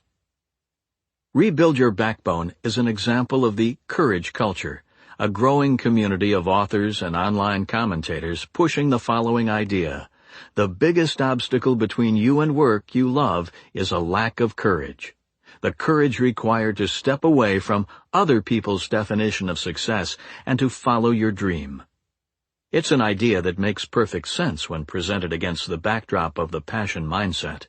If there's some perfect job waiting for us out there, every day we're not following this passion is a wasted day. When viewed from this perspective, Fewer's move appears courageous and long overdue. She could be a guest lecturer in Pamela Slim's teleseminar. But this idea crumbles when viewed from the perspective of career capital theory, a perspective that makes Karma Kids yoga suddenly seem like a poor gamble. The downside of the passion mindset is that it strips away merit. For passion proponents like Slim, launching a freelance career that gives you control, creativity, and impact is easy. It's just the act of getting started that trips us up. Career capital theory disagrees. It tells us that great work doesn't just require great courage, but also skills of great and real value. When Fewer left her advertising career to start a yoga studio, not only did she discard the career capital acquired over many years in the marketing industry, but she transitioned into an unrelated field where she had almost no capital. Given yoga's popularity, a 1-month training program places Fewer pretty near the bottom of the skill hierarchy of yoga practitioners, making her a long way from being so good she can't be ignored. According to career capital theory, she therefore has very little leverage in her yoga working life. It's unlikely, therefore, that things will go well for Fewer, which, unfortunately, is exactly what ended up happening.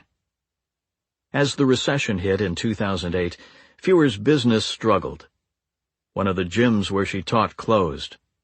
Then 2 classes she offered at a local public high school were dropped. And with a tightening economy, demands for private lessons diminished. In 2009, when she was profiled for the Times, she was on track to make only $15,000 for the year. Toward the conclusion of the profile, Fewer sends the reporter a text message. "I'm at the food stamp office now, waiting. It's signed, sent from my iPhone." 2 days after Lisa Fewer's profile was published, the Times introduced its readers to another marketing executive, Joe Duffy. Like Fewer, Duffy worked in advertising and eventually began to chafe at the constraints of corporate life. "I was tired of the agency business," he recalls. "I wanted to simplify my life and focus on the creative side again." Given that Duffy's original training was as an artist, he had entered the advertising industry as a technical illustrator only after he had a hard time making a living with his paintings. Supporters of the passion mindset might encourage someone in Duffy's situation to leave advertising behind and return to his passion for the creative arts. Duffy, it turns out, is from the craftsman school of thought.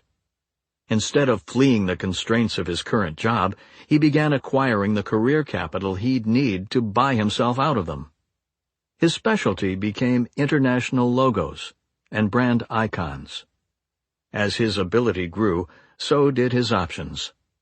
Eventually, he was hired away by the Minneapolis-based Fallon McElligott agency, which allowed him to run his own subsidiary within the larger organization, calling it Duffy Designs.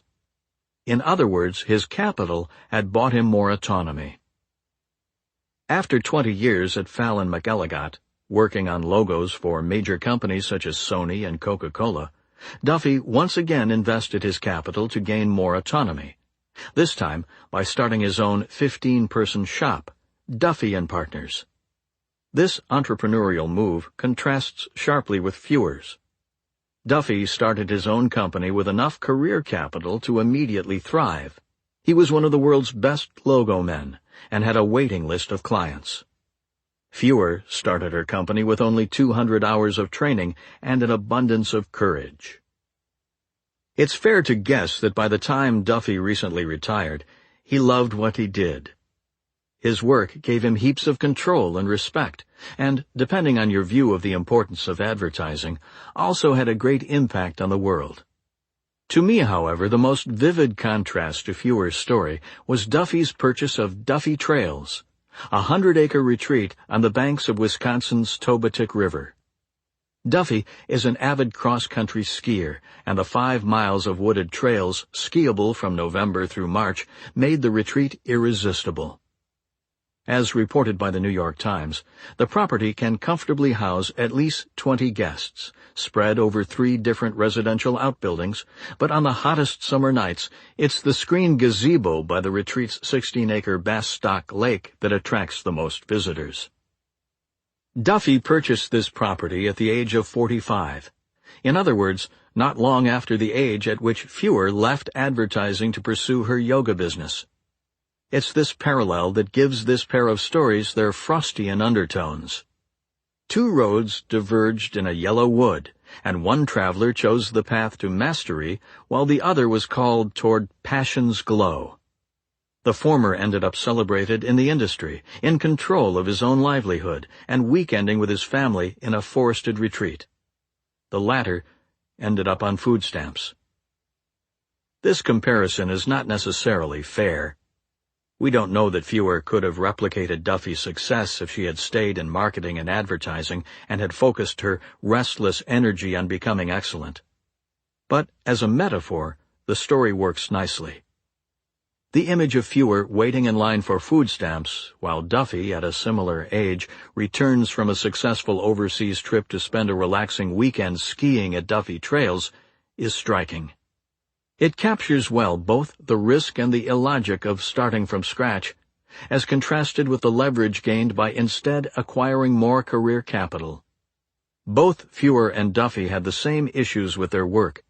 These issues emerged at around the same time, and they both had the same desire to love what they do. But they had 2 different approaches to tackling these issues. In the end, it was Duffy's commitment to craftsmanship that was the obvious winner. When craftsmanship fails. Not long before I started writing this chapter, I received an email from John, a recent college graduate and longtime reader of my blog. He was concerned about his new job as a tax consultant. Though he found the work to be sometimes interesting, the hours were long and the tasks were fiercely prescribed, making it difficult to stand out.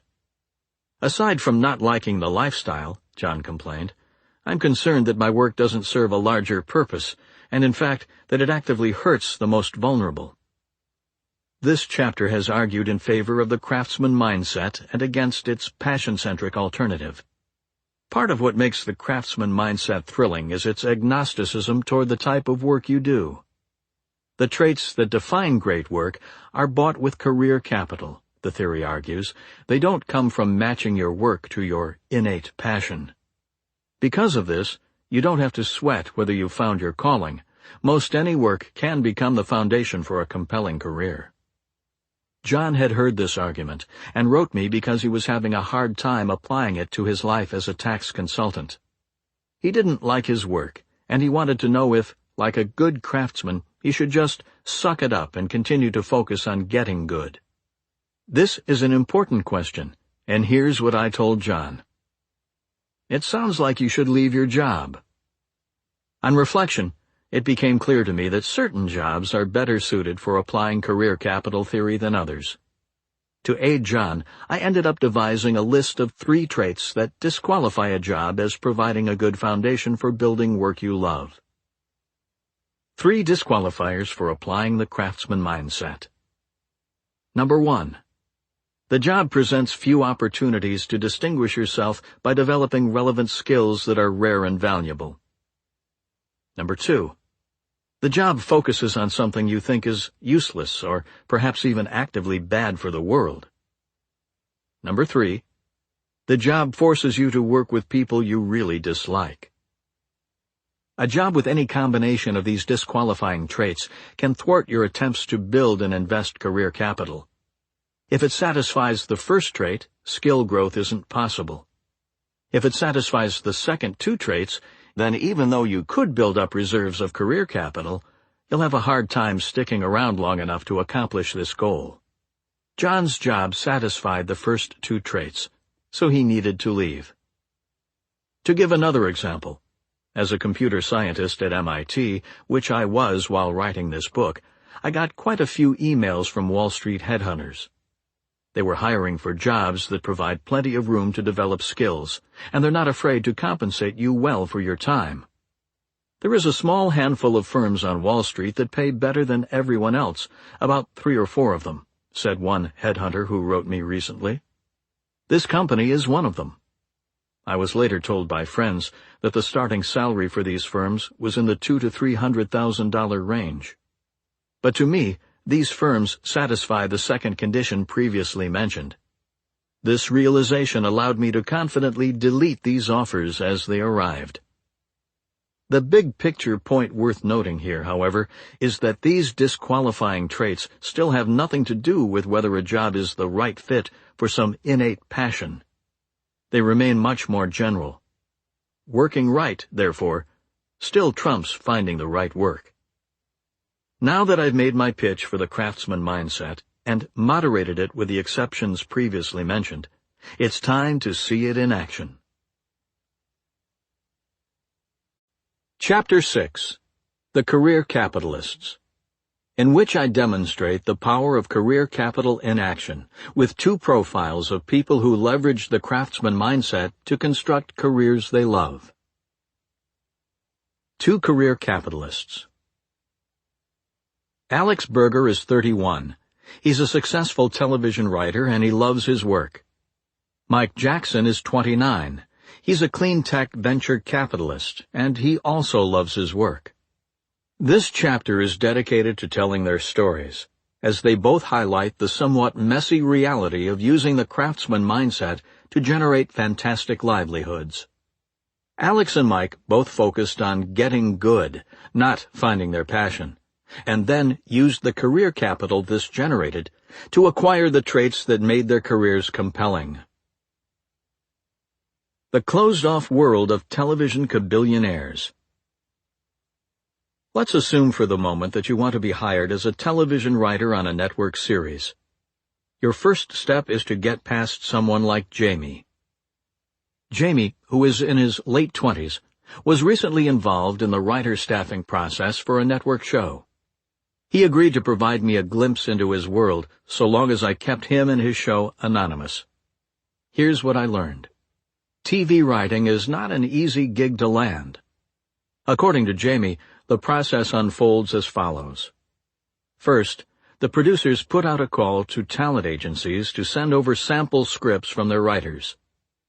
For his particular show, Jamie received around 100 packages, each containing a sample script, which Jamie read, reviewed, and graded. Only around the best 20 or so from this pile will be passed on to the producers for additional consideration. Keep in mind that the producers have already hired their favored veteran writers, so there are precious few spots left to be filled from this open call. To provide a sense of the competitiveness of this process, Jamie sent me a copy of his script evaluations. Out of the 100 or so writers who submitted scripts, all but 14 sent a script that had already been produced and aired on television. Of the 14 who had not yet broken into the industry, the highest score any received from Jamie was a 6.5 out of 10. Most of this group, however, fared much worse. It was flat, without any interesting storytelling, engaging act-outs, or smart dialogue, he wrote about one such script. Score 4 out of 10. I only read about a quarter of this script, but it's clearly pretty subpar, he said about another. In other words, getting on the inside in the world of television writing is daunting. But at the same time, I can understand why so many thousands aspire to this goal. It's a fantastic job. For one thing, there's the money. As a new writer, your salary starts modest. The Writers Guild of America guarantees that you make at least $2,500 a week, which, given a standard 26-week season, is decent for a half a year of work. Depending on the success of the series, you'll then progress, after a year or two, to become a story editor, where, as a longtime TV writer explained in a Salon.com article on the topic, you're still making shit, though, as another writer admitted, shit at this point qualifies as over $10,000 an episode. Things start to get interesting when you make it to the next level, producer. Once there, you're in the money. Top writers can pull in seven-figure paychecks. In the Salon.com article referenced before, the term kabillionaire was used by multiple people to describe the salaries of producers on long-running shows. Of course, you can also make lots of money in other jobs. A fast riser at Goldman Sachs can hit the seven-figure mark, including bonuses, by his or her mid-30s, and a partner at a prestigious law firm can get somewhere similar a few years later. But the difference between Wall Street and Hollywood in the style of work is staggering.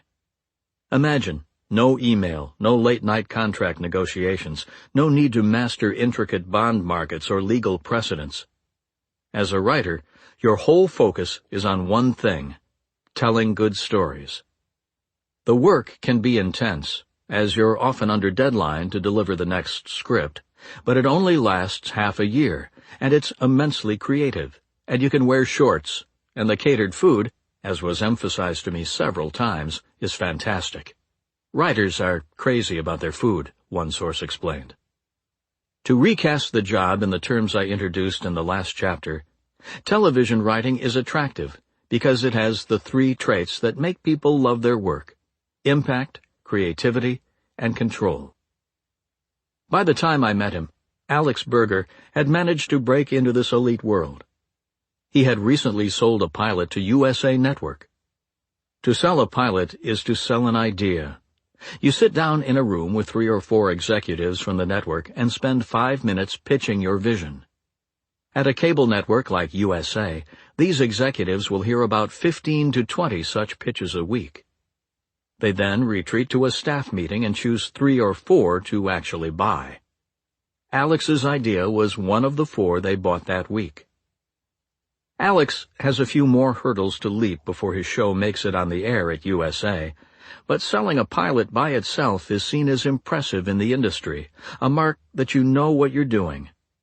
As if to emphasize this impressiveness, one of the executives at USA who liked Alex's work helped staff him on an already running show, the hit spy drama Covert Affairs, so that he'd have something to do while waiting for the pilot decisions to be made. Not that Alex needed the boost to his reputation. He had already written and aired episodes for 3 different shows leading up to this point. His latest gig was on the stop-motion comedy Glenn Martin DDS, which he had co-created with Michael Eisner and had run for 2 seasons. In other words, there's no doubt that Alex is an established writer in an industry that allows few through its gates. The question is, how did he do it? How Alex Berger broke into Hollywood. What makes television a hard industry to crack is the fact that it's a winner-take-all market. There's only one type of career capital here, the quality of your writing, and there are thousands of hopefuls trying to gain enough of this capital to impress a very small group of buyers. In this respect, however, Alex had an advantage. At Dartmouth College, he had been a debater, and a damn good one at that. In 2002, his 2-man team arrived at the National Debate Tournament with the country's highest rank. Alex then went on to win the Best Speaker prize at the tournament. In debate, as in television writing, there is no mystery about what separates good from bad. The scoring system is specific and known. To become the country's best debater, therefore, Alex had to master the art of continual improvement. Hearing the story of how he then went on to succeed in Hollywood convinced me that it was exactly this skill that fueled his fast rise. When Alex made the decision to move to Hollywood, his logic, in typical debater fashion, was airtight. I figured I could always apply to law school, he recalled thinking, but realistically this would be my only chance to try out writing. Alex admits that when he first moved west, he wasn't even sure what his goals were. I had a number of things I wanted to do, but didn't know what they meant. I thought I wanted to be a network executive, for example, but had no idea what that involved. I thought I might be a TV writer, but didn't know what that meant either. This was not a classic case of the young man building the courage to follow his unmistakable passion. When Alex first arrived in L.A., he took a job as website editor for the National Lampoon. Once there, he discovered that the Lampoon was also interested in television production. Drawing from the adage, "Write what you know," Alex pitched them Master Debaters, a show that required comedians to debate humorous topics in front of a panel of judges. He was given a modest amount of money to film a pilot, which he did, in a Borders bookstore in Westwood. But making television shows is a tough game, and the National Lampoon's tentative effort didn't go anywhere. What I like about Alex's story is what he does next. He quit his job at the National Lampoon and took a position as an assistant to a development executive at NBC. It's here that I see Alex's debater instincts stir back to life. The National Lampoon was too far to the periphery of the industry to teach him what it takes to succeed. By accepting an assistant position, he threw himself into the center of the action, where he could find out how things actually work. It didn't take long for Alex to discover what allows some writers to succeed in catching the attention of a network while so many others fail. They write good scripts, a task that's more difficult than many imagine. Spurred by this insight, Alex turned his attention to writing, lots of writing.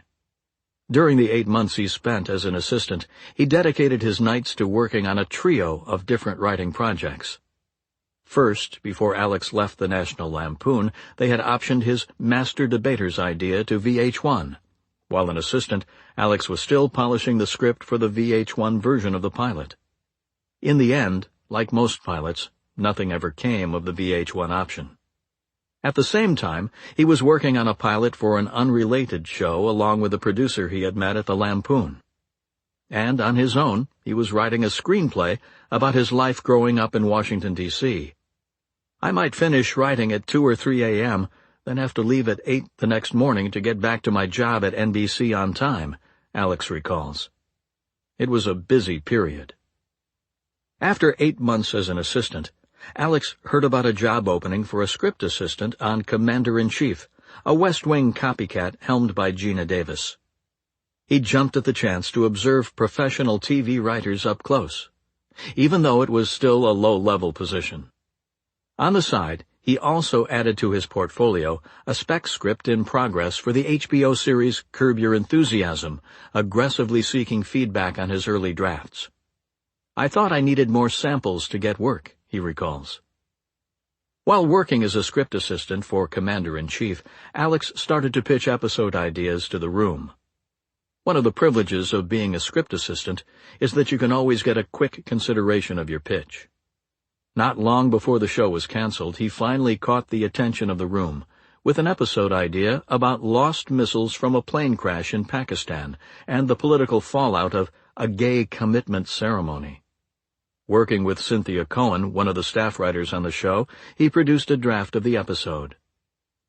For those with free TiVo space, I recommend giving the thumbs up to a groundbreaking episode of Commander-in-Chief this Thursday at 10, Alex wrote in an email to friends around this time. Why groundbreaking, you ask?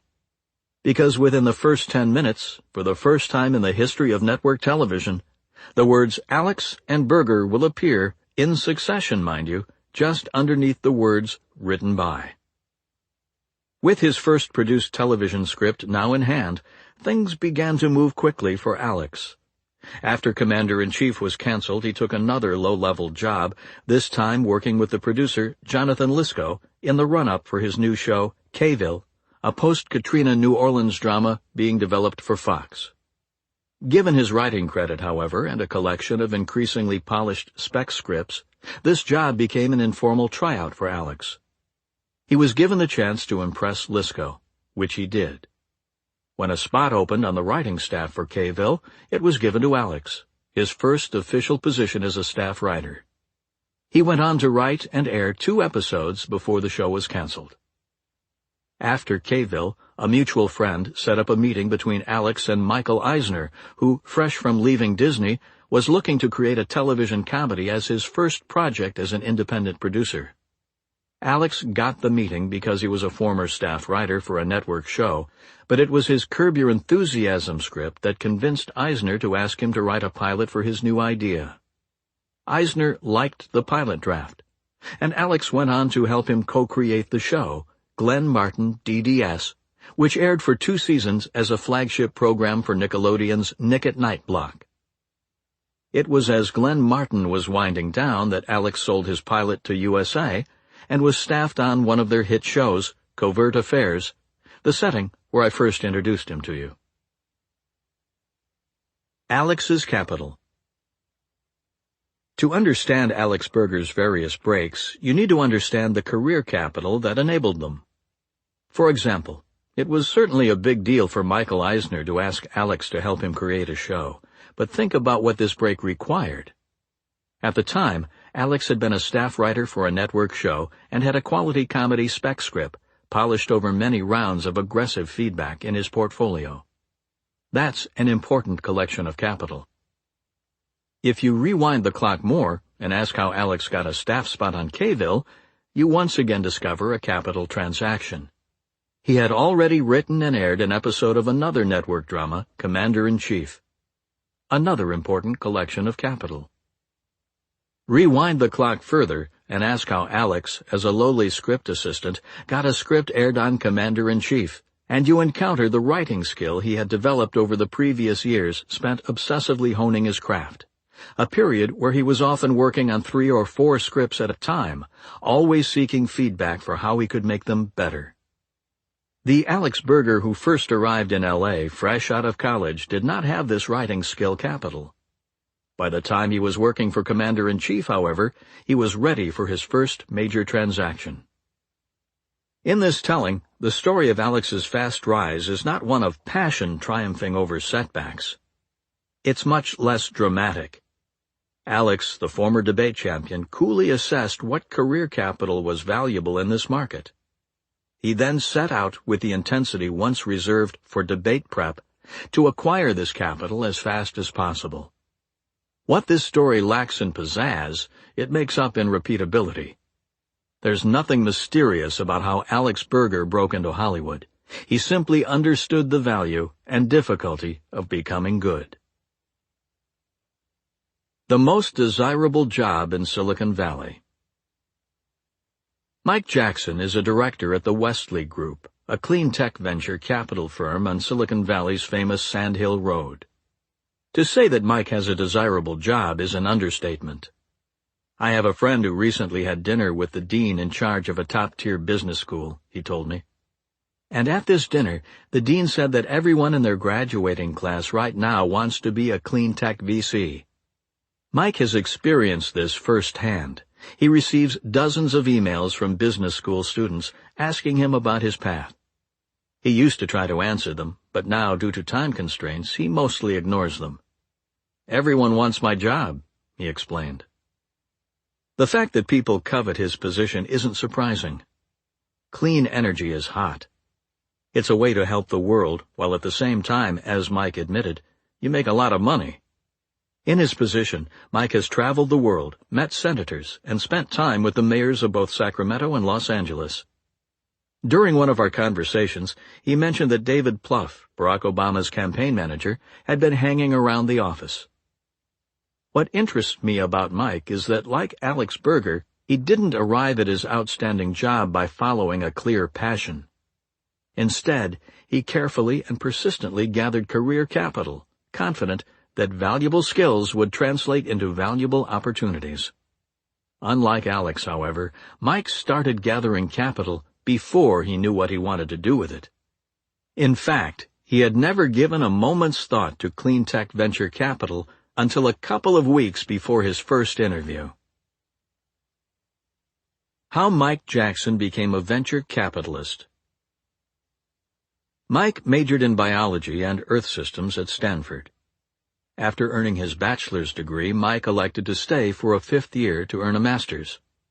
The professor who supervised his master's was trying to decide whether or not to launch a major research project studying the natural gas sector in India, so he arranged Mike's thesis to act as an exploration of the project's viability. In the fall of 2005, after Mike finished his graduate degree, his supervisor decided he liked what he saw and launched the major research project. Not surprisingly, he asked Mike to help him lead it. At this point, Mike had just spent a year getting up to speed on its details. Mike, who is competitive by nature, tackled the project with intensity, driven by the belief that the better he did now, the better his options would be later. During this time, I traveled to India 10 times and to China 4 or 5 times, in addition to quite a bit of travel in Europe, he recalls. I met with the heads of major utilities, and I learned how the global energy market really works.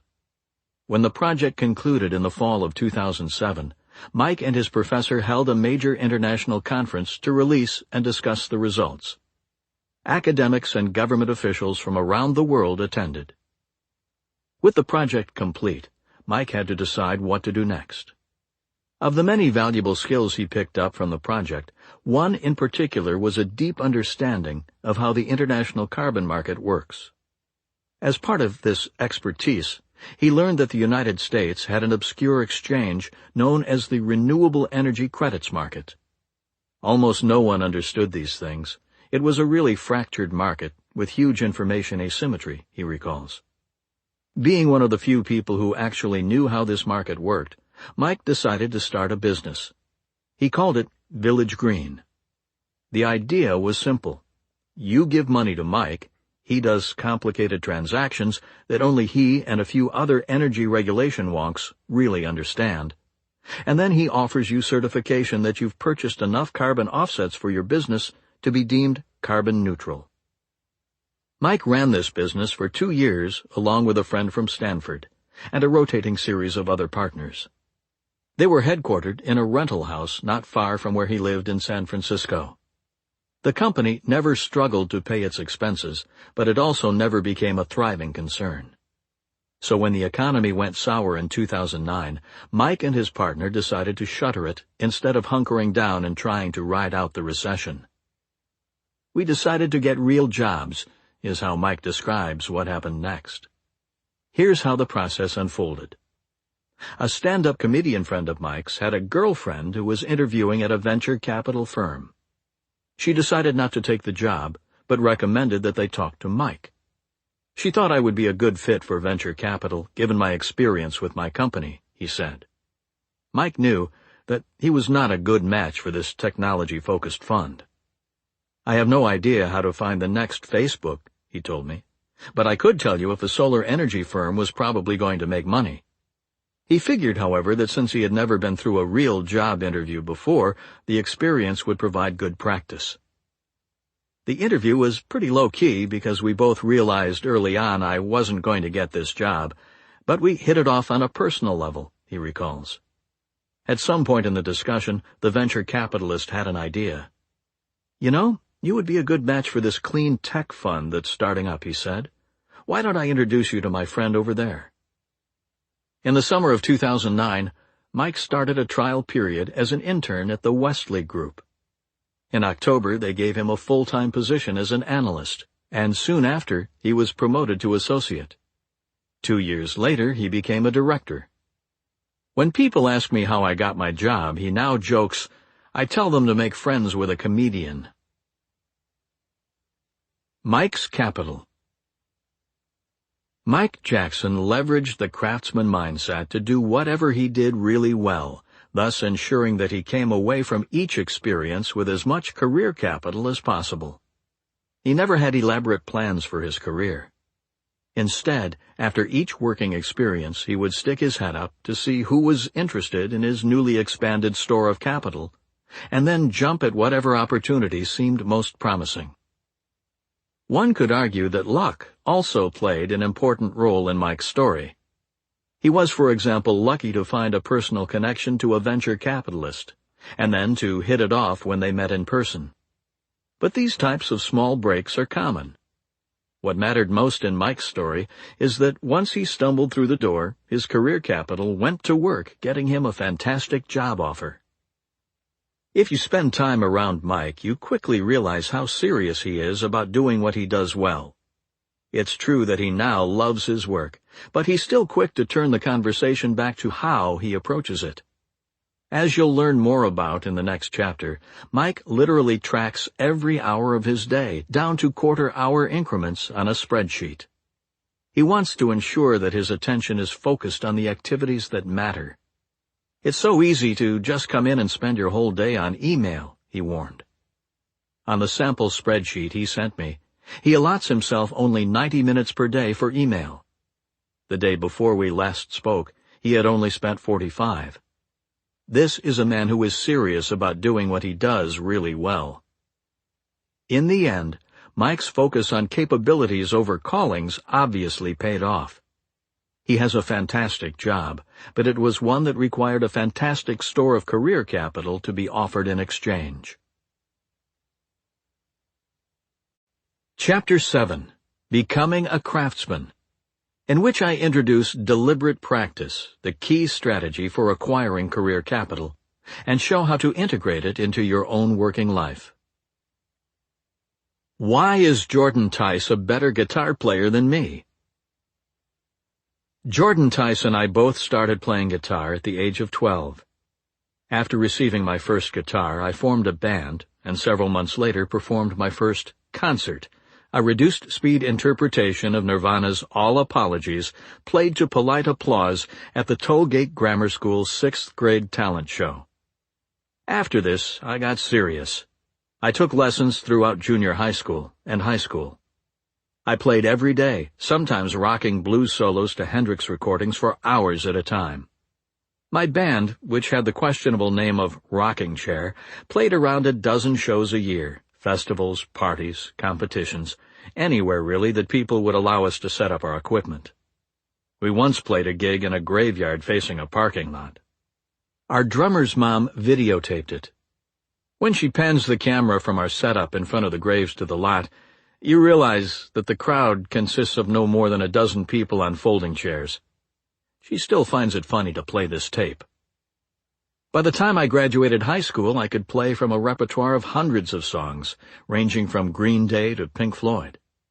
In other words, I had reached the level of expertise you would expect from someone who had played an instrument seriously for the last 6 years.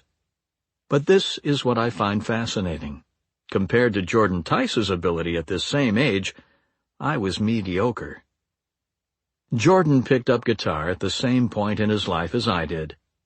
But by the time he graduated high school, he had been touring the Mid-Atlantic with a group of professional bluegrass musicians and had signed his first record deal. When I was in high school, the acoustic group Nickel Creek was thought of admiringly by my grade's music snobs as Dave Matthews for cool people. When Jordan was in high school, he regularly played gigs with their bass player, Mark Schatz. The question hanging over this comparison is why, even though we had both played seriously for the same amount of time, did I end up an average high school strummer, while Jordan became a star? It didn't take long into my visit with Jordan to understand the answer to this question. The difference in our abilities by the age of 18 had less to do with the number of hours we practiced, though he probably racked up more total practice hours than I did. We weren't all that far apart. And more to do with what we did with those hours. One of my most vivid memories of Rocking Chair, for example, was my discomfort playing anything I didn't know really well. There's a mental strain that accompanies feeling your way through a tune that's not ingrained in muscle memory, and I hated that feeling. I learned songs reluctantly, then clung to them fiercely once they had become easy for me. I used to get upset when our rhythm guitar player would suggest we try out something new during band practice. He was happy glancing at a chord chart and then jumping in. I wasn't. Even at that young age, I realized that my discomfort with mental discomfort was a liability in the performance world. Compare this to Jordan's earliest experiences with the guitar. His first teacher was a friend from his parents' church. As Jordan remembers, their lessons focused on picking out the leads from Allman Brothers records. So he would write out the lead, and then you would go memorize them? I asked. No, we would just figure them out by ear, Jordan replied. To the high school version of myself, the idea of learning complicated lead parts by ear would have been way past my threshold of mental strain and patience. But Jordan came to enjoy this labor. In our interview, a decade beyond his high school years, Jordan at one point grabbed his old Martin and knocked off the solo from Jessica, which he somehow still remembered. "Great melody," he said. Not only did Jordan's early practice require him to constantly stretch himself beyond what was comfortable, but it was also accompanied by instant feedback. The teacher was always there, Jordan explained, to jump in and show me if I'd junked up a harmony. Watching Jordan's current practice regime, these traits, strain and feedback, remain central. To get up to speed on the wide picking style he needs for his new tune, he keeps adjusting the speed of his practicing to a point just past where he's comfortable. When he hits a wrong note, he immediately stops and starts over, providing instant feedback for himself. While practicing, the strain on his face and the gasping nature of his breaths can be uncomfortable even to watch. I can't imagine what it feels like to actually do. But Jordan is happy to practice like this for hours at a time. This then explains why Jordan left me in the dust.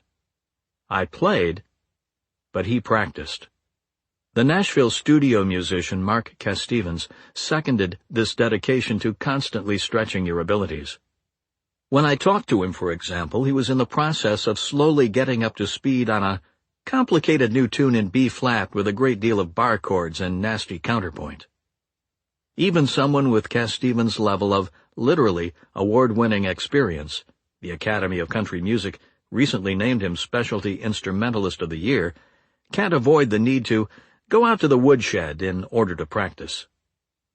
"I develop muscle memory the hard way, by repetition," he said, echoing Jordan's long skill-stretching practice sessions. "The harder I work, the more relaxed I can play, and the better it sounds." These observations, of course, are about more than just guitar playing. The central idea of this chapter is that the difference in strategy that separates average guitar players like me from stars like Tice and Castevens is not confined to music. This focus on stretching your ability and receiving immediate feedback provides the core of a more universal principle, one that I increasingly came to believe provides the key to successfully acquiring career capital in almost any field. How to become a Grand Master. If you want to understand the science of how people get good at something, chess is an excellent place to start. For one thing, it provides a clear definition of ability, your ranking. Though different chess ranking systems have been proposed with varying popularity, the current standard is the ELO system used by the World Chess Federation. This system gives players a score starting at 0 that increases as they get better. Its calculation is complicated, but at a high level of approximation, it reflects one's performance at official tournaments. If you do better than expected, it goes up, and if you do worse, it goes down. A solid novice player who plays the occasional weekend competition will have a score in the triple digits. Bobby Fischer peaked at 2,785. In 1990, Garry Kasparov became the first player to ever reach 2,800. The highest score ever obtained was 2,851, also by Kasparov. The other reason chess proves useful for studying performance is the fact that it's really hard. To beat Garry Kasparov in 1997, for example, IBM's Deep Blue supercomputer had to analyze 200 million moves per second. And to play a competitive opening, it drew from a database of over 700,000 Grandmaster games. Given chess's difficulty, we can expect that the strategies required to get good will be more pronounced and therefore easier to identify. These traits explain why scientists have been studying chess players since as early as the 1920s, when a trio of German psychologists set out to determine if grandmasters had freakish memories. Interestingly, it turns out they don't. Though grandmasters are fantastically efficient at storing chess positions in their minds, their general recall ability is quite average. One study that proves especially relevant to our interests is more recent.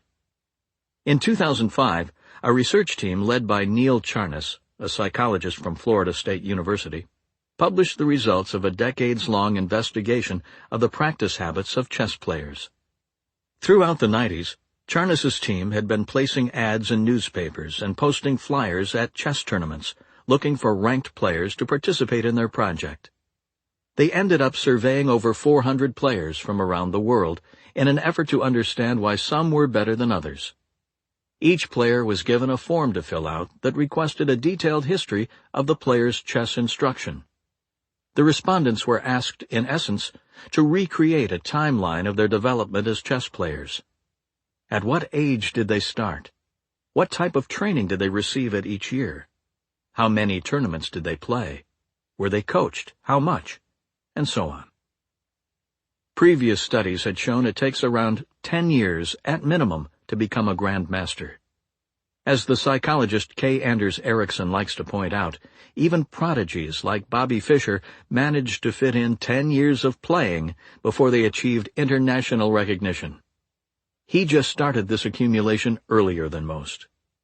This is the 10-year rule, sometimes called the 10,000-hour rule, which has been bouncing around scientific circles since the 1970s, but was popularized more recently by Malcolm Gladwell's best-selling 2008 book, Outliers. Here's how he summarized it. The 10,000-hour rule. The idea that excellence at performing a complex task requires a critical minimum level of practice surfaces again and again in studies of expertise. In fact, researchers have settled on what they believe is the magic number for true expertise: 10,000 hours. In Outliers, Gladwell pointed to this rule as evidence that great accomplishment is not about natural talent, but instead about being in the right place at the right time to accumulate such a massive amount of practice. Bill Gates?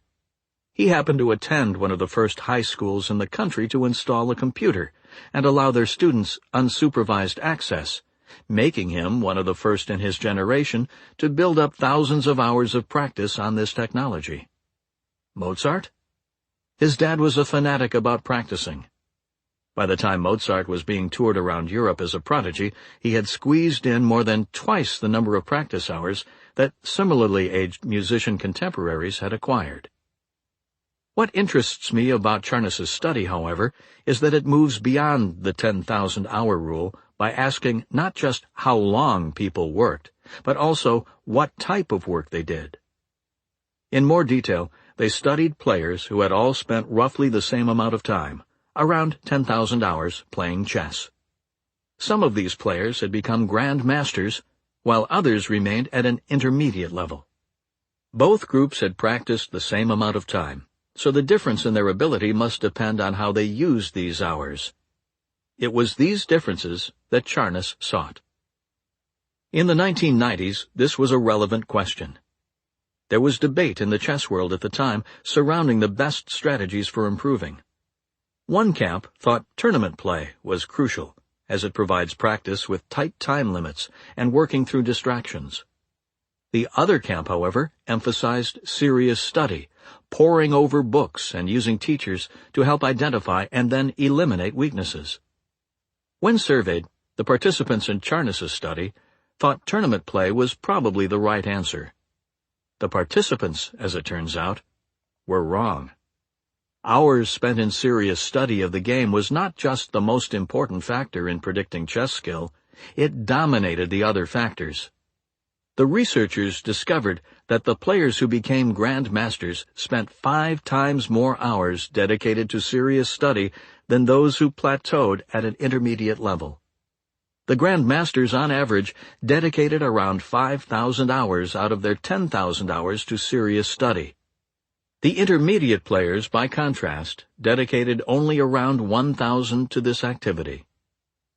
On closer examination, the importance of serious study becomes more obvious. In serious study, Charnas concluded, materials can be deliberately chosen or adapted, such that the problems to be solved are at a level that is appropriately challenging. This contrasts with tournament play, where you are likely to draw an opponent who is either demonstrably better or demonstrably worse than yourself. both situations where skill improvement is likely to be minimized.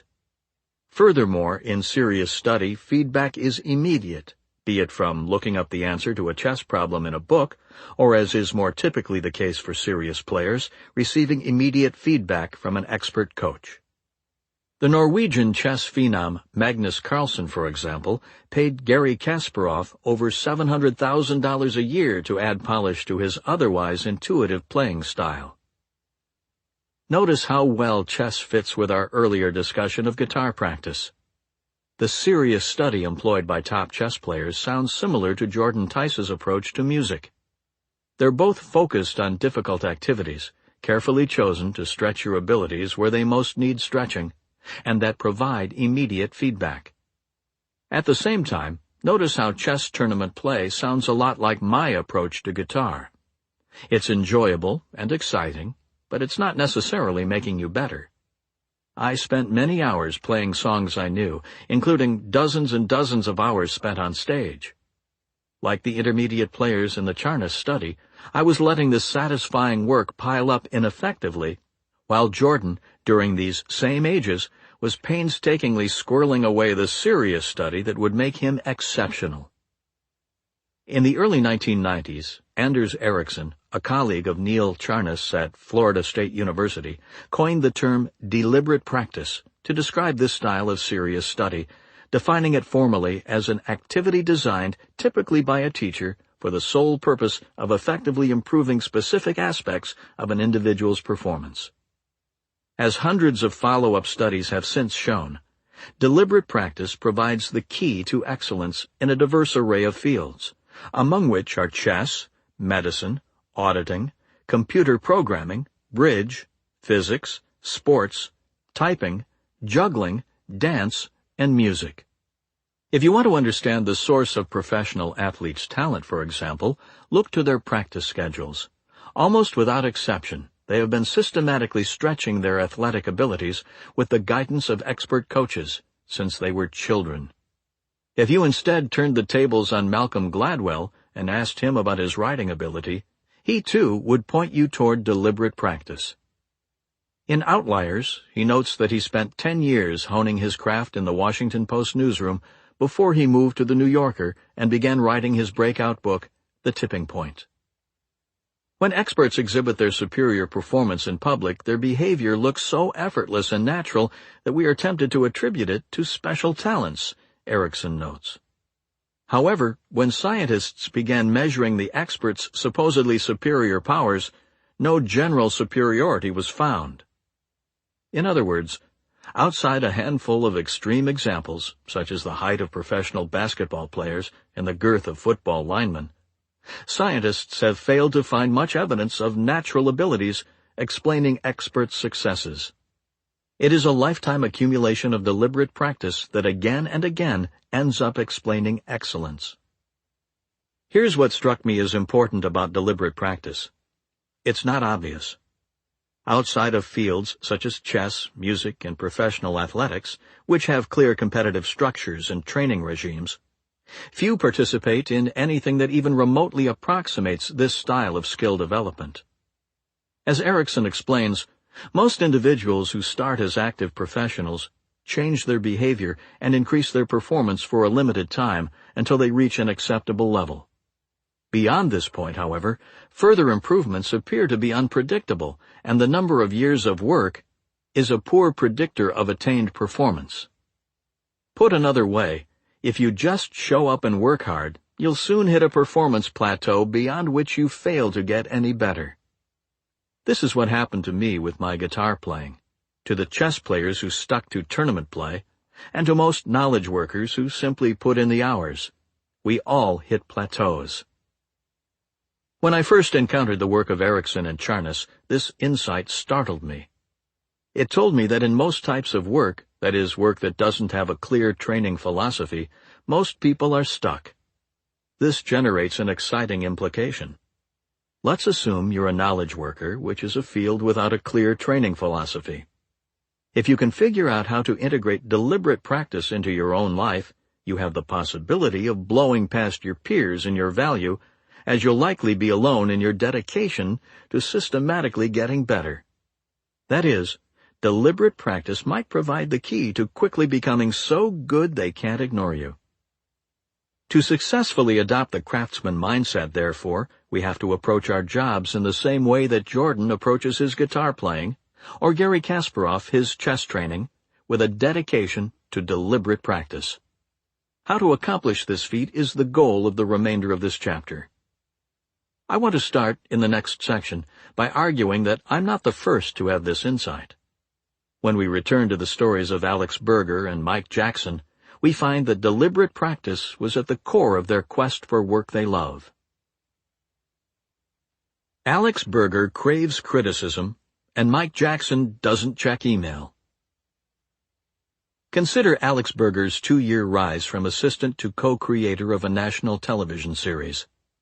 He told me that getting your writing to network quality can take from a couple of years at the minimum to as many as 25. The reason he was on the fast track, he explained, was his debate champ-style obsession with improving. I have a never-ending thirst to get better, he said. It's like a sport. You have to practice and you have to study. Alex admitted that even though he's now an established writer, he still reads screenwriting books, looking for places where his craft could stand improving. It's a constant learning process, he said. The other thing I noticed about Alex is that this learning is not done in isolation.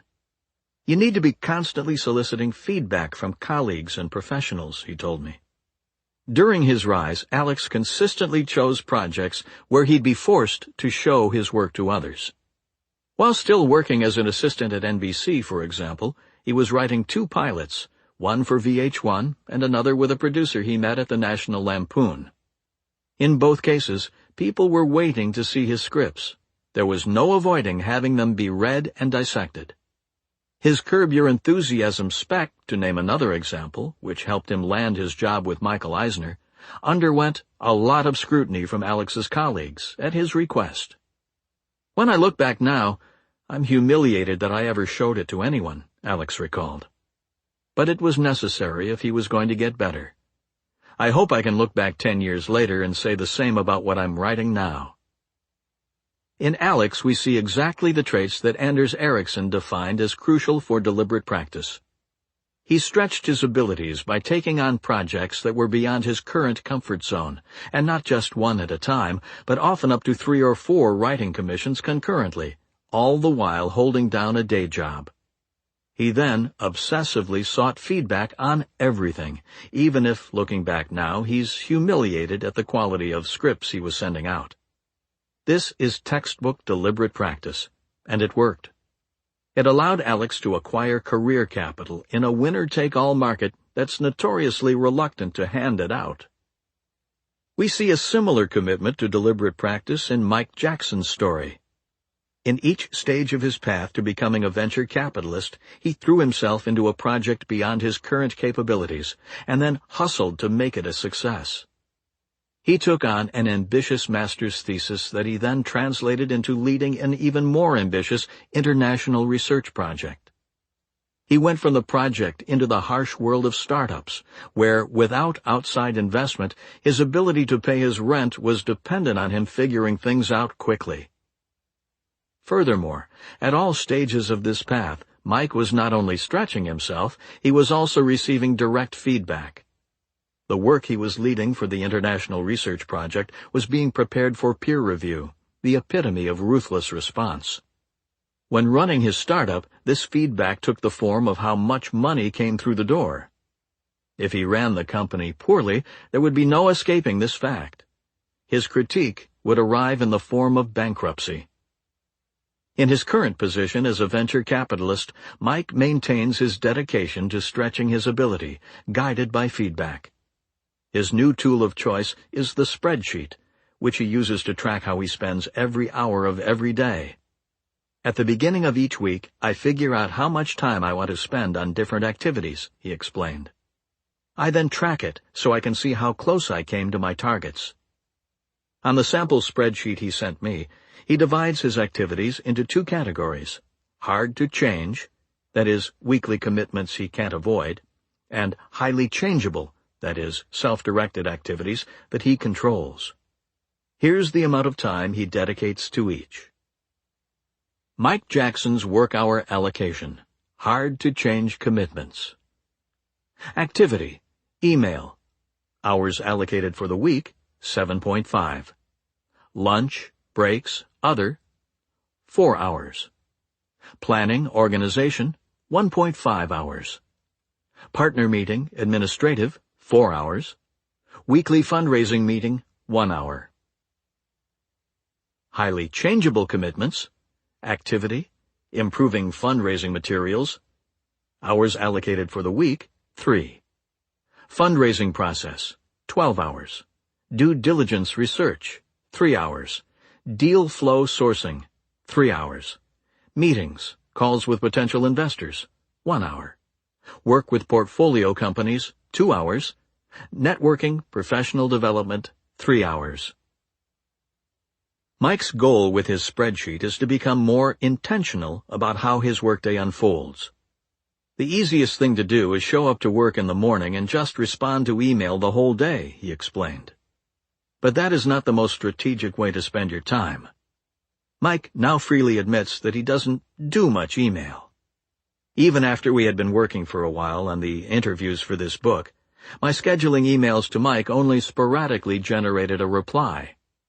I eventually figured out that it worked better to call him while he was commuting to his Palo Alto office. On reflection, of course, this makes perfect sense from Mike's perspective. Spending hours every day sorting through non-critical email from authors such as myself, or from business students fishing for tips, among other trivialities, would impede his ability to raise money and find good companies. Ultimately, the job he's judged on. Does he annoy some people because of this lack of availability? Probably. But take my example of eventually being forced to call him during his commute. The important stuff still finds its way to him, but on his schedule.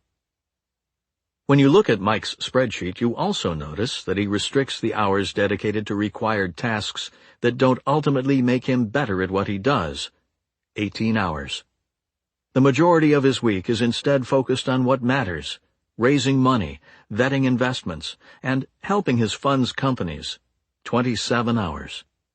Without this careful tracking, this ratio would be much different. This is a great example of deliberate practice at work. I want to spend time on what's important instead of what's immediate, Mike explained. At the end of every week, he prints his numbers to see how well he achieved this goal, and then uses this feedback to guide himself in the week ahead. The fact that he's been promoted 3 times in less than 3 years underscores the effectiveness of this deliberate approach. The 5 Habits of a Craftsman. The stories of Alex Berger and Mike Jackson provide a nice example of deliberate practice in a knowledge work setting. It can still be difficult, however, to figure out how to apply this strategy in your own working life. Motivated by this reality, I drew from the research literature on deliberate practice, as well as from the stories of craftsmen like Alex and Mike, to construct a series of steps for successfully applying this strategy. In this section, I'll detail these steps. There is no magic formula, but deliberate practice is a highly technical process, so I'm hoping that this specificity will help you get started. Step 1. Decide what capital market you're in.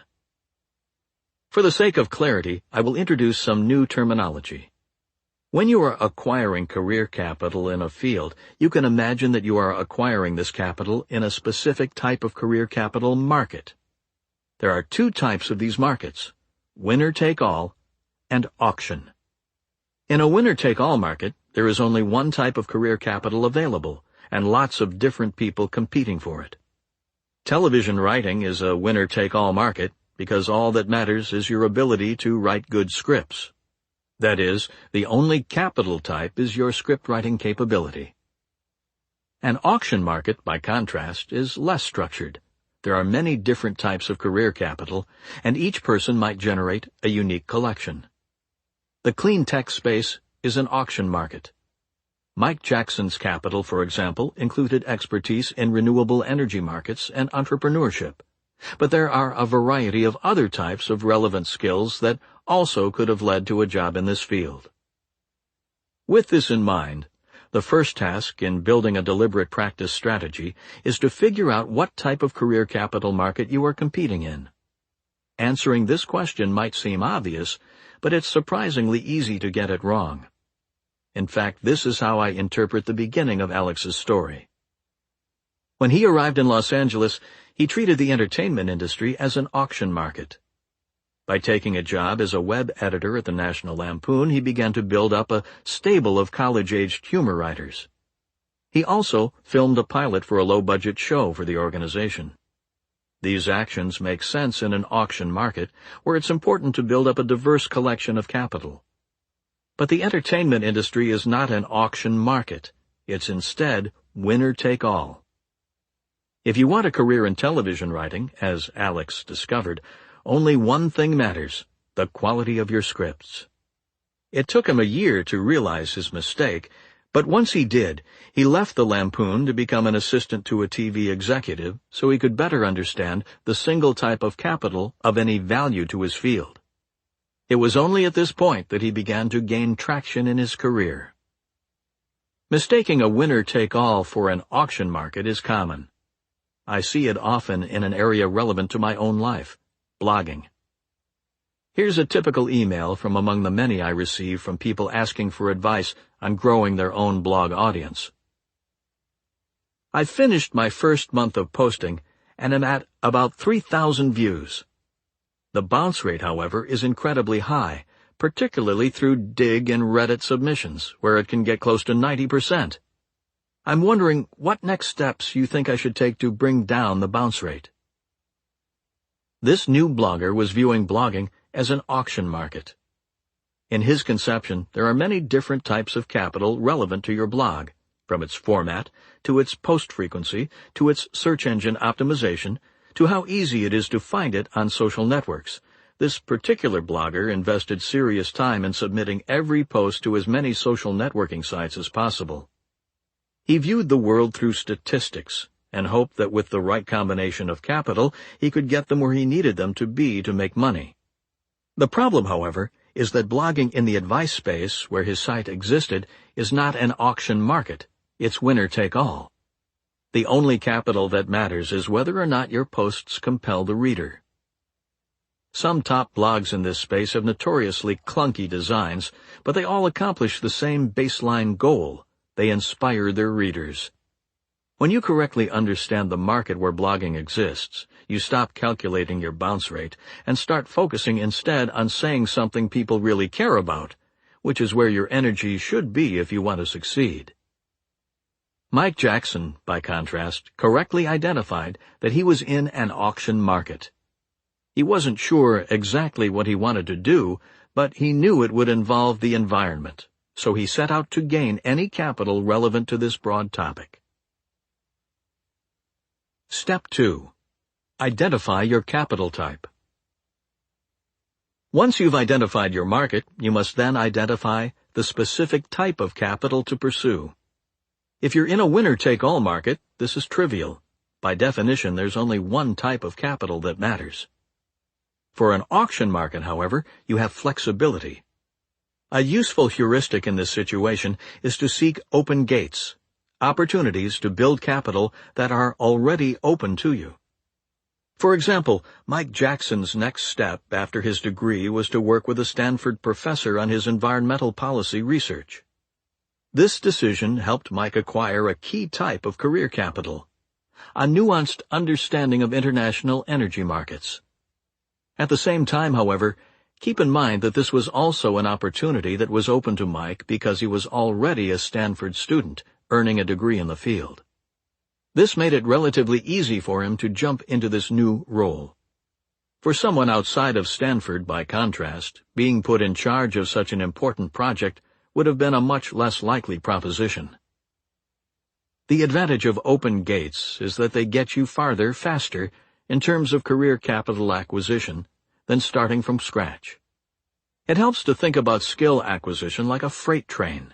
Getting it started requires a huge application of effort, but changing its track once it's moving is easy. In other words, it's hard to start from scratch in a new field.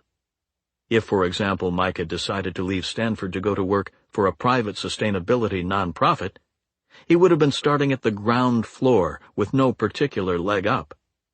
By instead leveraging his Stanford education to gain a position with a Stanford professor, he was acquiring valuable capital much sooner. Step number 3. Define good. It's at this point, once you've identified exactly what skill to build, that you can, for guidance, begin to draw from the research on deliberate practice. The first thing this literature tells us is that you need clear goals. If you don't know where you're trying to get to, then it's hard to take effective action.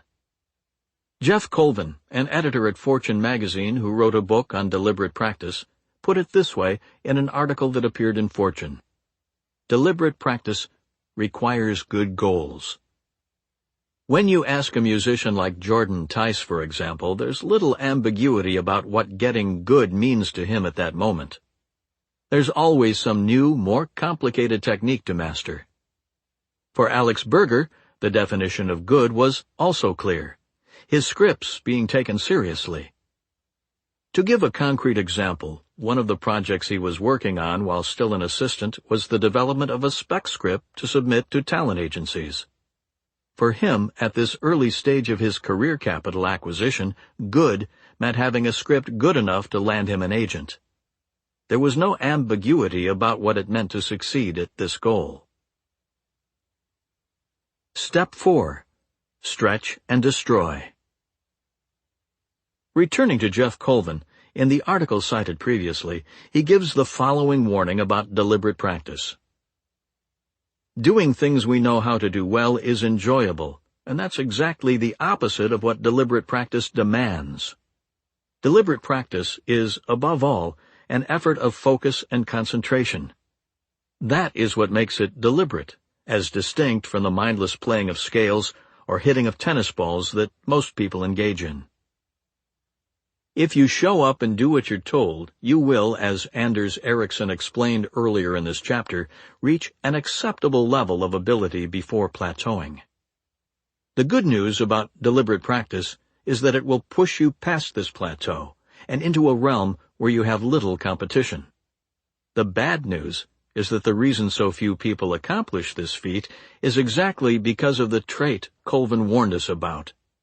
Deliberate practice is often the opposite of enjoyable.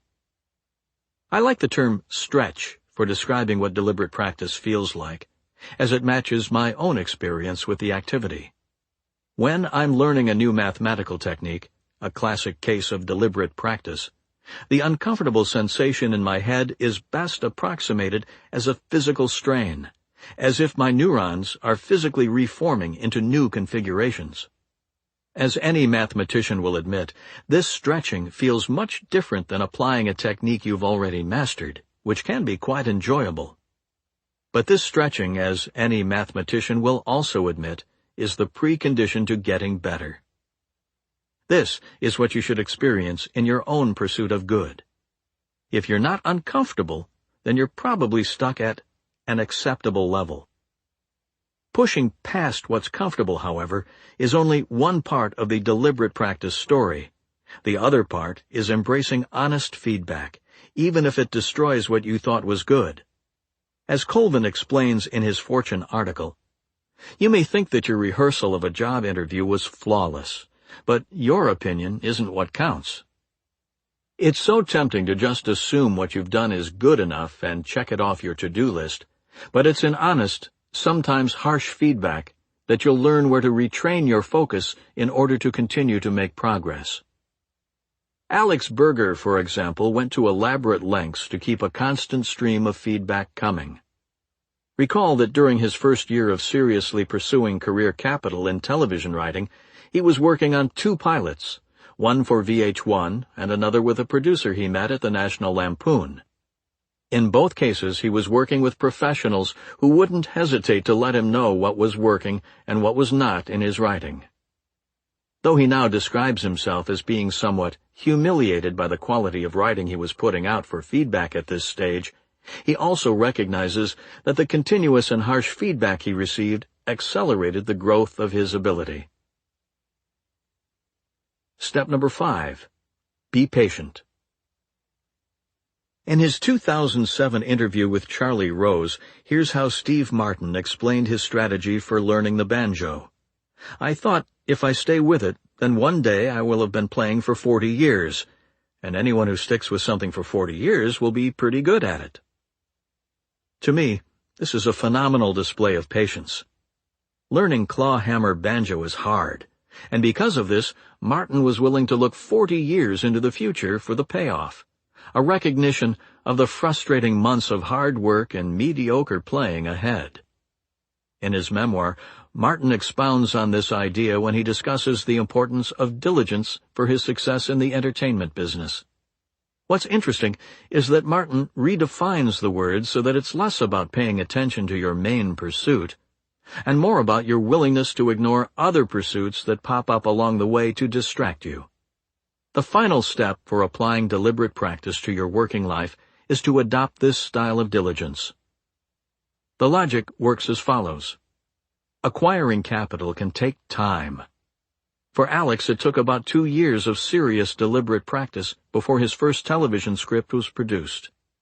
Mike Jackson was a half-decade out of college before cashing in his capital to land a dream job.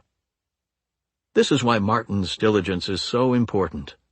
Without this patient willingness to reject shiny new pursuits, you'll derail your efforts before you acquire the capital you need.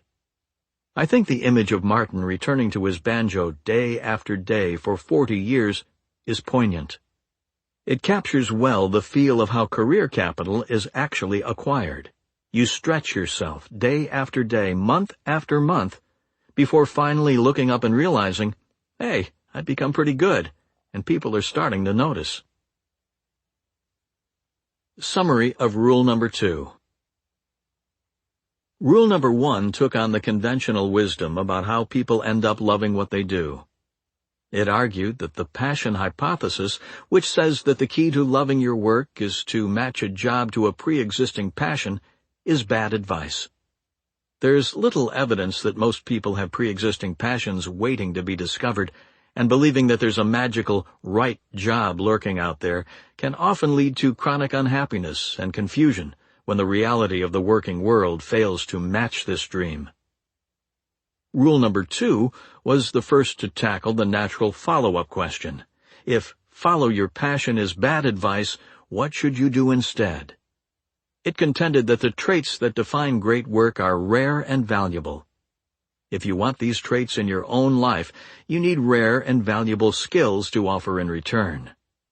I called these rare and valuable skills career capital, and noted that the foundation of constructing work you love is acquiring a large store of this capital. With this in mind, we turned our attention to this process of capital acquisition. I argued that it's important to adopt the craftsman mindset, where you focus relentlessly on what value you're offering the world. This stands in stark contrast to the much more common passion mindset, which has you focus only on what value the world is offering you. Even with the craftsman mindset, however, becoming so good they can't ignore you is not trivial. To help these efforts, I introduced the well-studied concept of deliberate practice, an approach to work where you deliberately stretch your abilities beyond where you're comfortable, and then receive ruthless feedback on your performance. Musicians, athletes, and chess players know all about deliberate practice.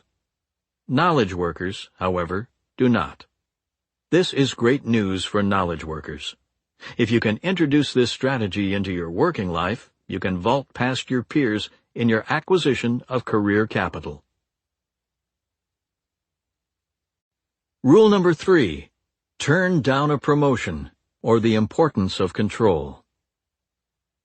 Chapter 8. The Dream Job Elixir, in which I argue that control over what you do and how you do it is one of the most powerful traits you can acquire when creating work you love. The mysterious red fire appeal. When Ryan Voiland graduated college in 2000 with an Ivy League diploma in hand, he didn't follow his classmates into the big city banks or management consultancies. Instead, he did something unexpected. He bought farmland. Ryan's acreage is in Granby, Massachusetts, a small town of 6,000 in the center of the state, not far south from Amherst. The land quality in Granby is mixed. It's too far east from the Connecticut River to guarantee access to the river valley's best soil. But Ryan still managed to coax a variety of fruits and vegetables out of his plot. He called the fledgling concern Red Fire Farm. When I arrived in May 2011 to spend a day at Red Fire, Ryan, who was now working with his wife Sarah, had 70 acres of organic produce under cultivation. The bulk of Red Fire's revenues comes from their Community-Supported Agriculture (CSA) program, in which subscribers pay for a share of the farm's output at the beginning of the growing season and then pick up their produce every week at distribution stands throughout the state. In 2011, the program had around 1,300 CSA subscribers and had started to turn people away. There was more demand than they could meet. In other words, Red Fire Farm is a success, but this is not what drew me to Granby. I arranged to spend a day with Ryan and Sarah for a more personal reason.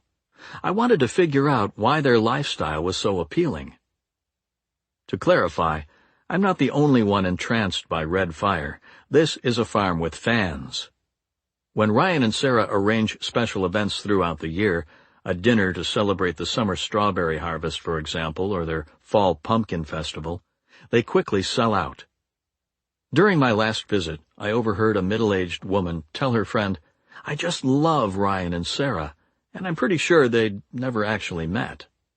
The idea of Ryan and Sarah and what their lifestyle represents was enough to draw her to Granby. This appeal, of course, goes beyond just Red Fire. The dream of leaving the rat race to start a farm or otherwise live in harmony with the land is the perennial fantasy of the cubicle-bound. In recent years, the New York Times, for example, has made great sport of telling the story of ex-bankers who head off to Vermont to start farms, stories that usually end with the banker slinking home, mud-stained hat in hand. Something about working outdoors, sun on your back, no computer screen in sight, is undeniably appealing. But why? This question motivated my visit to Red Fire. I was unlikely to move out to the country, but if I could isolate the underlying traits that attracted me to this lifestyle, I reasoned, I could perhaps then integrate some of these traits into my own life in the city. In other words, figuring out this appeal became a key goal in my quest to understand how people end up loving what they do. So I wrote Ryan and Sarah and asked if I could spend a day following them around. Once they agreed, I packed up my notebook, dusted off my work boots, and drove due west out of Boston. I was on a mission to crack the Red Fire Code.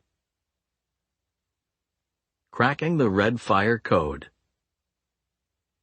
Not long into my visit, I joined Ryan and Sarah for lunch at their farmhouse. Their kitchen was small but well used, packed with cookbooks and hand-labeled herb jars. They served bean sandwiches, open-face on local 9-grain bread and topped with thick-cut cheddar. As we ate, I asked Ryan how he ended up becoming a full-time farmer. I figured that if I wanted to understand what made his life appealing today, I needed to first understand how he got here. As you encountered in rule number 1 and rule number 2 of this book, by this point in my quest, I had developed an unconventional theory on how people end up loving what they do. I argued in rule number 1 that follow your passion is bad advice, as the vast majority of people don't have pre-existing passions waiting to be discovered and matched to a job. In rule number 2, I then countered that people with compelling careers instead start by getting good at something rare and valuable, building what I called career capital, and then cashing in this capital for the traits that make great work great. In this understanding, finding the right work pales in importance to working right. As Ryan told me his story over lunch, I was gratified to realize that his life provides a terrific case study of these ideas in action. To start, I'll emphasize that Ryan did not follow his passion into farming. Instead, like many people who end up loving what they do, he stumbled into his profession and then found that his passion for the work increased along with his expertise. Ryan grew up in Granby, but is not from a farming family. Growing up, I had little exposure to professional growing, he explained. In middle school, Ryan was drawn to a universal interest, making extra spending cash. This entrepreneurial streak led him to a series of schemes, from taking on a paper route to collecting cans for the local recycling center. His business breakthrough, however, came when he started collecting wild blueberries and selling them by the carton. I put up an umbrella next to the road, he told me, and started my first farm stand. This, he discovered, was a good way to make a buck. Ryan advanced from wild-picked berries to selling extra produce from his parents' backyard garden. Looking to increase revenue, he then talked his parents into letting him take over their garden. My dad was more than happy with that arrangement, he recalls. It was here that Ryan decided to get serious about career capital acquisition. I read everything about growing that I could get my hands on, zillions of different things, he told me. Soon, he expanded his parents' garden to cover most of the backyard, bringing in compost by the truckload to increase yield. By the time Ryan was in high school, he was renting 10 acres from a local farmer and hiring part-time help during the summer harvest. He took a loan from the Massachusetts Farm Services Agency to finance the purchase of an old tractor and expanded his business beyond his farm stand to also sell at a farmer's market and to a small number of wholesale clients. After graduating high school, Ryan headed off to Cornell's Agriculture College to further hone his skills with a degree in fruit and vegetable horticulture, returning home on the weekends in order to keep his rented fields healthy. Here's what struck me about Ryan's story. He didn't just decide one day that he was passionate about produce and then courageously head off into the countryside to start farming. Instead, by the time he made the plunge into full-time farming in 2001, when he bought his first land, he had been painstakingly acquiring relevant career capital for close to a decade. This might be less sexy than the daydream of quitting your day job one day and then waking up to the rooster's crow the next, but it matches what I consistently found when researching the previous two rules. You have to get good before you can expect good work. As lunch concluded, I had learned the red fire history, but I was still unclear on what exactly made its presence so appealing. As we left the kitchen to tour the farm, however, an insight began to develop. I noticed that as Ryan explained his crops, much of his early wariness fell away. Ryan is shy. When he talks in front of crowds, he tends to rush his sentences to completion, as if apologetic for interrupting. But once he got going on his farming strategies, explaining the difference between Merrimack sandy loam and Paxton silt loam, for example, or his new weeding strategy for the carrot beds, his shyness gave way to the enthusiasm of a craftsman who knows what he's doing and has been given the privilege to put this knowledge to work.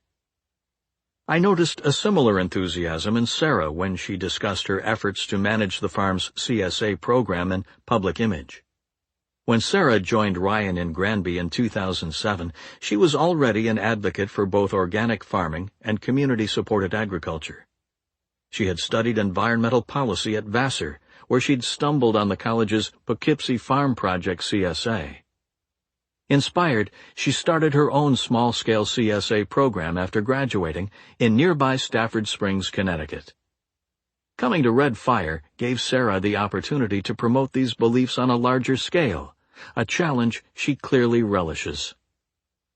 This, I came to realize, is what's so appealing about the Red Fire lifestyle.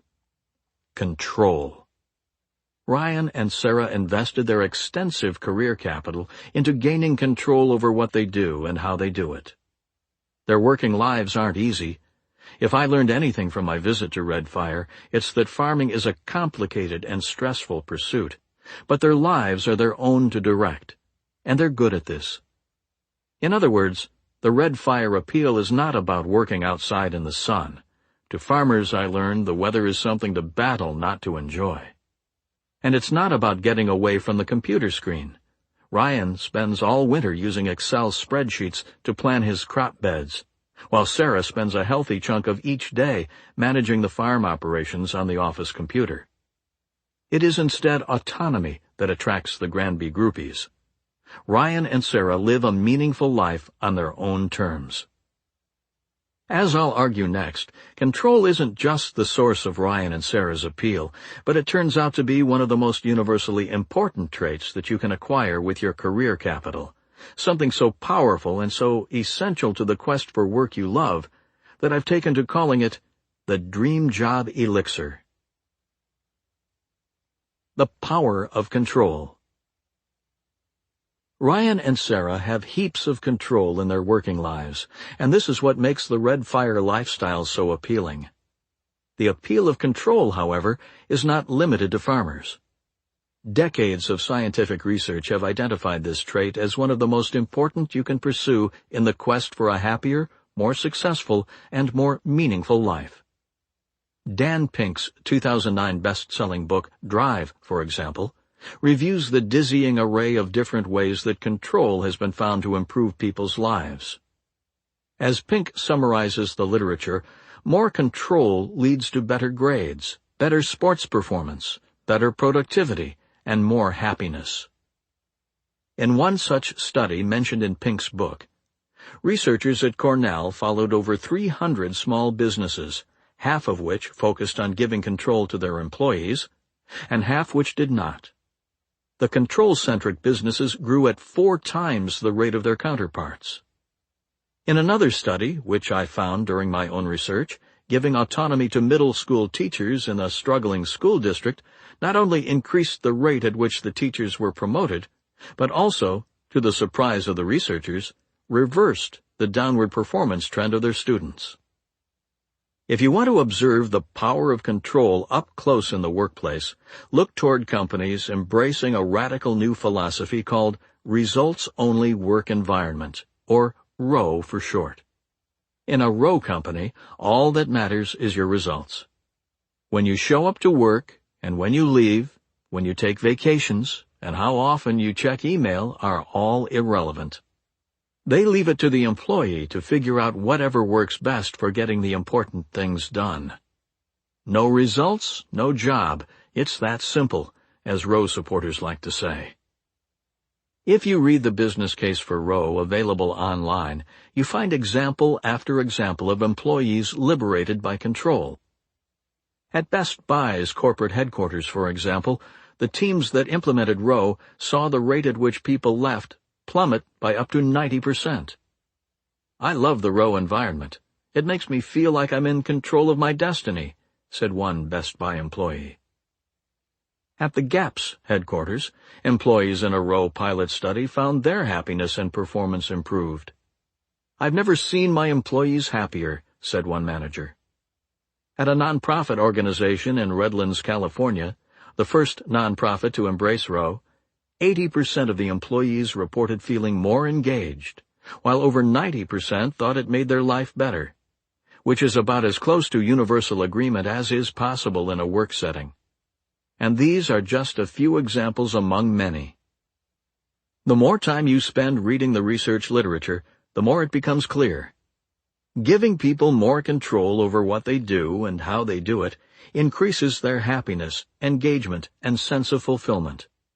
It's no wonder, then, that when you flip through your mental Rolodex of dream jobs, control is often at the core of their appeal.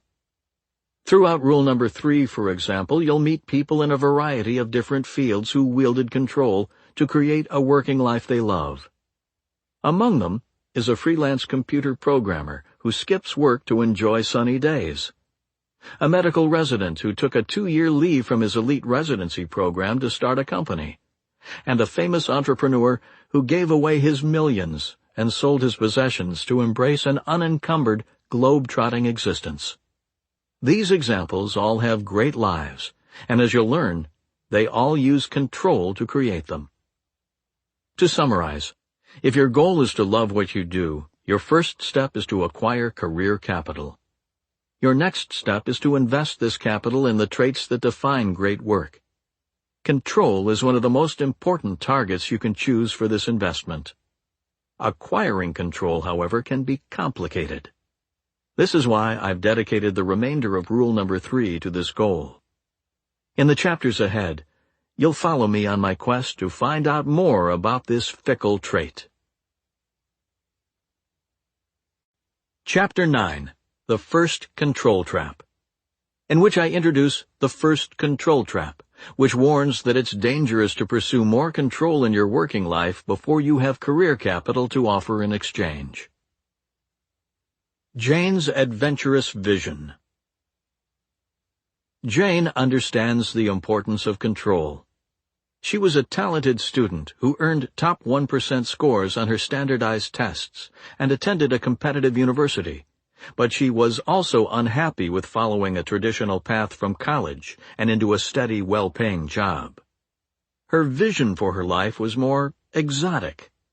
As an amateur athlete who once rode a bike across the country for charity and competed in an Ironman triathlon, she envisioned a more adventurous future. A copy of the life plan she sent me includes the goal of circumnavigating the world's oceans and traveling without motor power across every continent. Australia, by unicycle? Antarctica, by dog sled?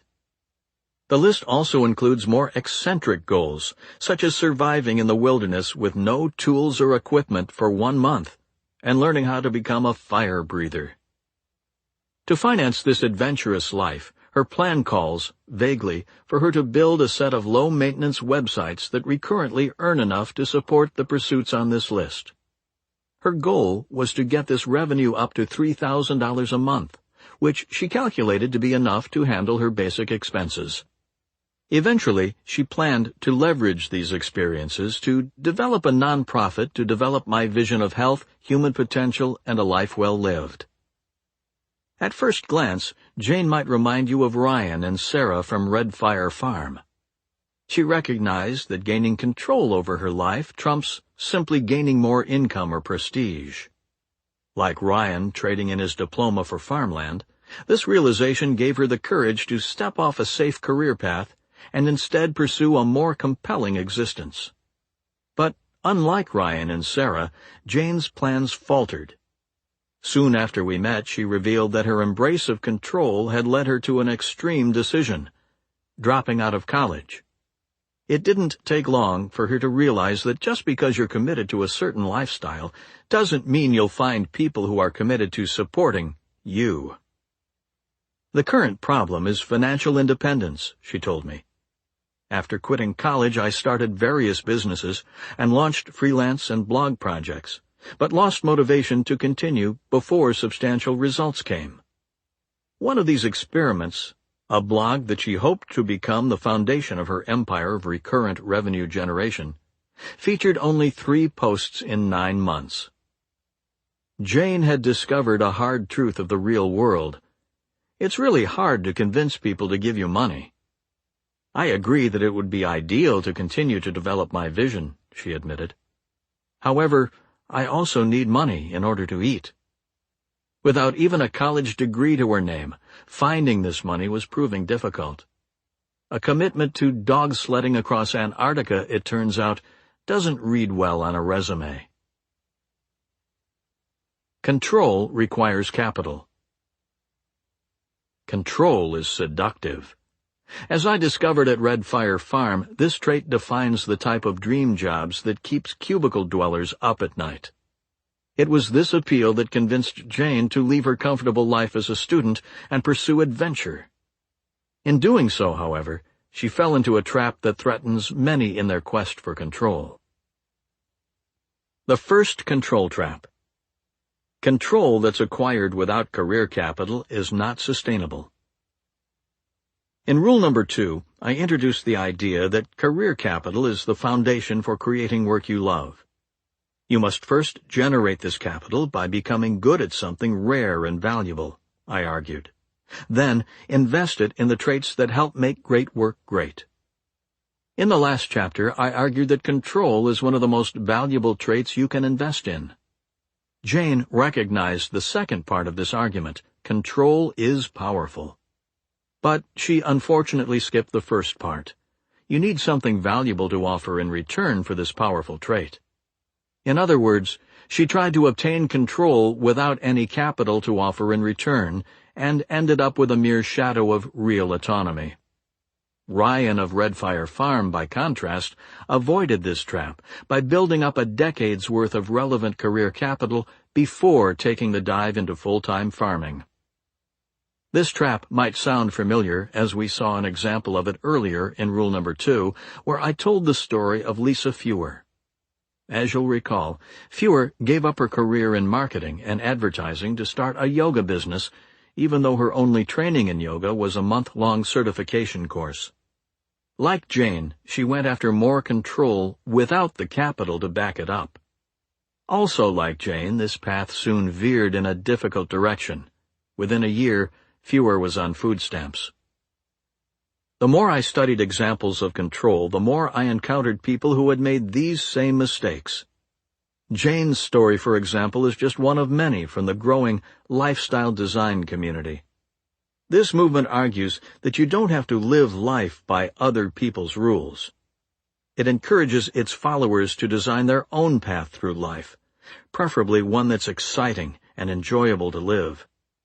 It's easy to find examples of this philosophy in action because many of its disciples blog about their exploits.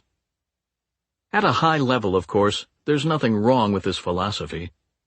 The author Timothy Ferriss, who coined the term lifestyle design, is a fantastic example of the good things this approach to life can generate. Ferriss has more than enough career capital to back up his adventurous existence. But if you spend time browsing the blogs of lesser-known lifestyle designers, you'll begin to notice the same red flags again and again.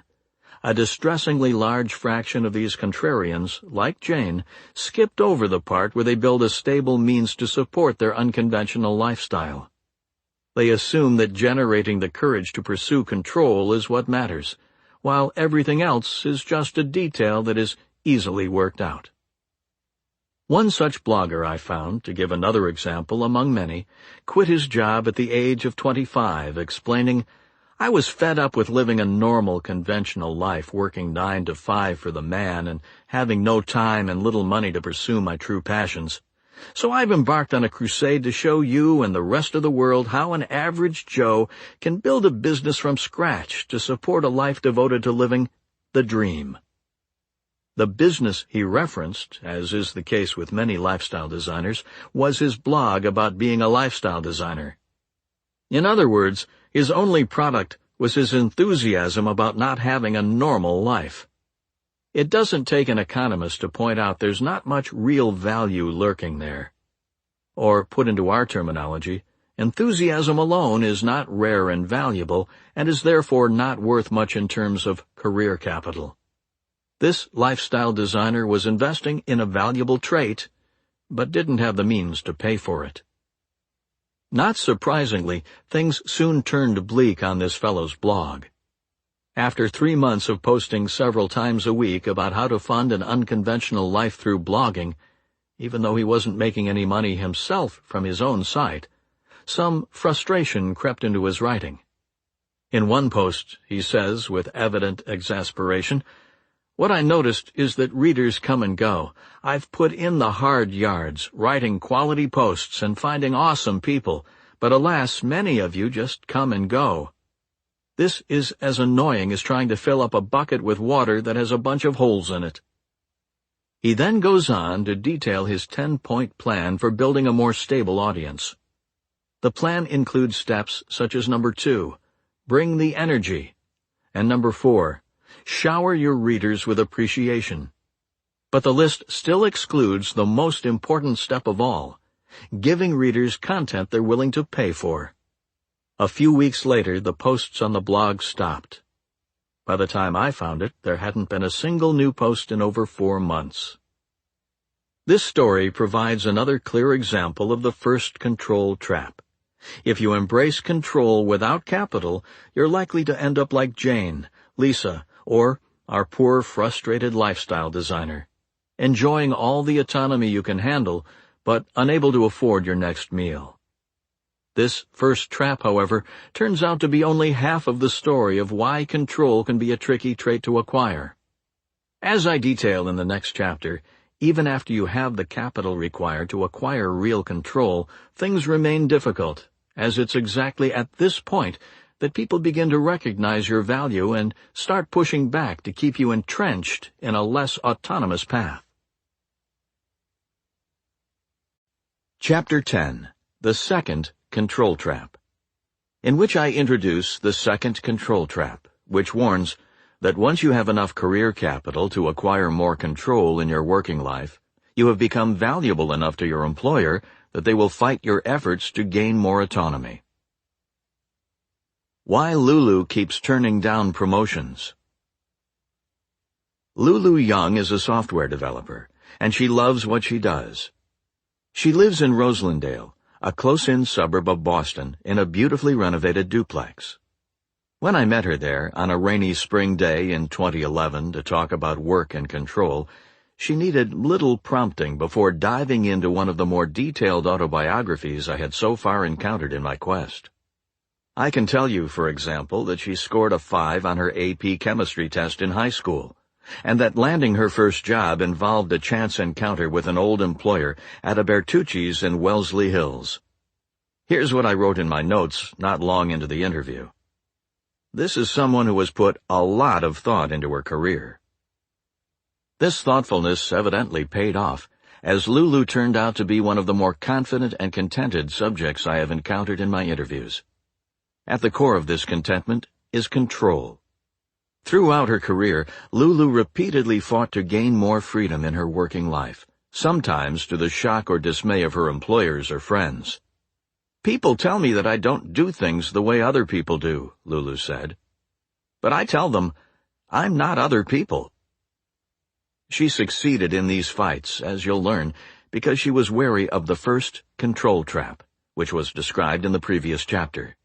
That is, she was careful to ensure she always had enough career capital to back her up before she made a bid for more control. This is a major reason that I want to tell her story. She provides a great example of control done right. Lulu's first job after graduating Wellesley College with a mathematics degree was at the bottom rung of the software development career ladder. She was working in quality assurance, QA, a fancy term for software tester. "So your job would be, for example, to put text in bold and then make sure it worked?" I asked her as she explained this first job. Whoa, let's not exaggerate the amount of responsibility they gave me," she joked in response. This was not a great job. In fact, this was not even a decent job. It's here that Lulu could have easily fallen into the first control trap. Finding yourself stuck in a boring job is exactly the point where breaking away to pave your own nonconformist path becomes tempting. Instead, she decided to acquire the career capital required to get somewhere better. Things played out as follows.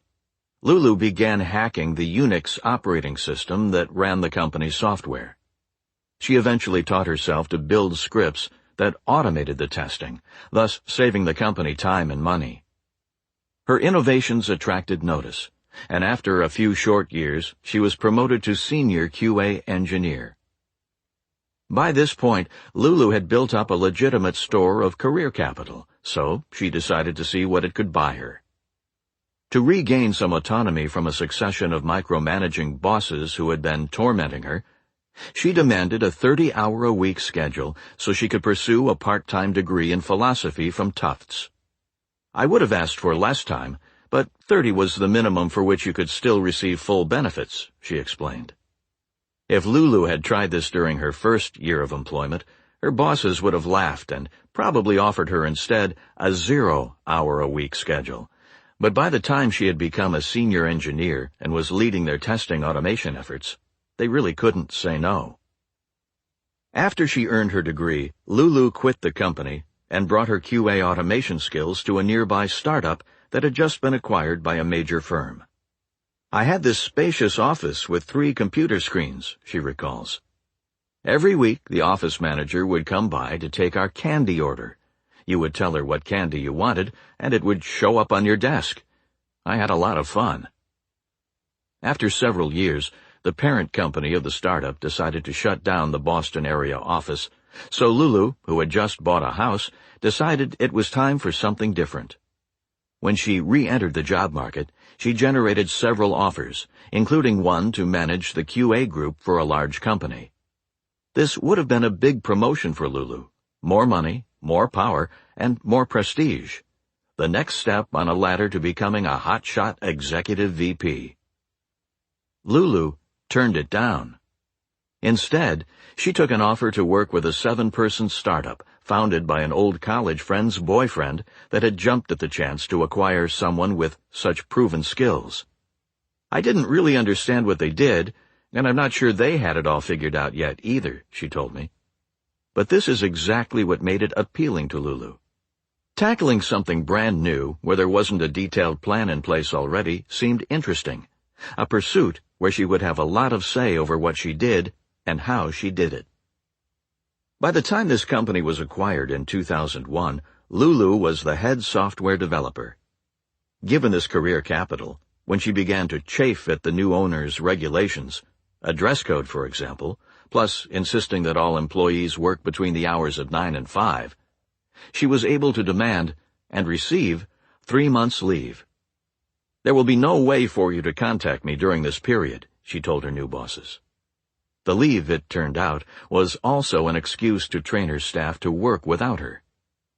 Soon after her leave ended, Lulu left, and in a bid for even more control, became a freelance software developer. At this point, her skills were so valuable that finding clients was no problem. More importantly, working as a contractor also gave her extreme flexibility in how she did her work. She would travel for 3 or 4 weeks at a time when she felt like getting away. If the weather was nice on a Friday, she told me, I would just take the day off to go flying. She obtained her pilot's license around this time. When she started work and when she ended her days were up to her. A lot of those days I would take a niece or nephew and have fun. I went to the Children's Museum and Zoo probably more than anybody else in the city, she recalls. They couldn't stop me from doing these things, as I was just a contractor.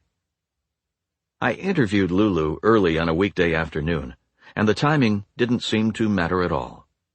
Hold on, let me make sure Skype is turned off so no one can bother me, she told me soon after I arrived.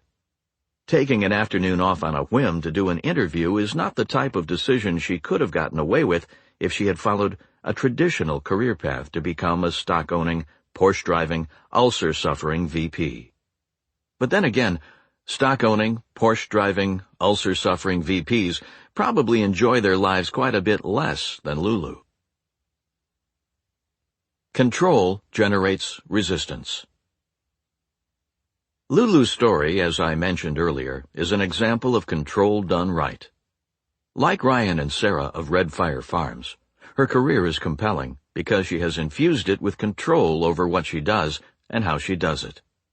Also, like Ryan and Sarah, she succeeds in this effort where others have failed. For example, Jane from the last chapter, by always making sure she has the career capital needed to obtain this autonomy. Lurking in this story, however, is a hidden danger. Although Lulu's career was satisfyingly self-directed, the path to acquiring this freedom generated conflict. Almost every time she invested her career capital to obtain the most control, she also encountered resistance. When she leveraged her value to obtain a 30-hour schedule at her first job, for example, her employer couldn't say no. She was saving them too much money. But they didn't like it. It took nerve on Lulu's part to push through that demand. Similarly, when she turned down a major promotion to take an ill-defined position at a 7-person startup, people in her life didn't understand. You had just bought a house, I reminded her. To turn down a big important job to go work with an unknown little company, that's a big deal. People thought I was nuts, she agreed. Leaving this startup after it was acquired was similarly difficult. Lulu was hesitant to get into details, but the subtext was that her value was so high at this company that its new owners tried every tactic they could to keep her on board. And finally, her transition to freelance work came with its own difficulties. Her first client really wanted to hire her full-time to work on the project, but she refused.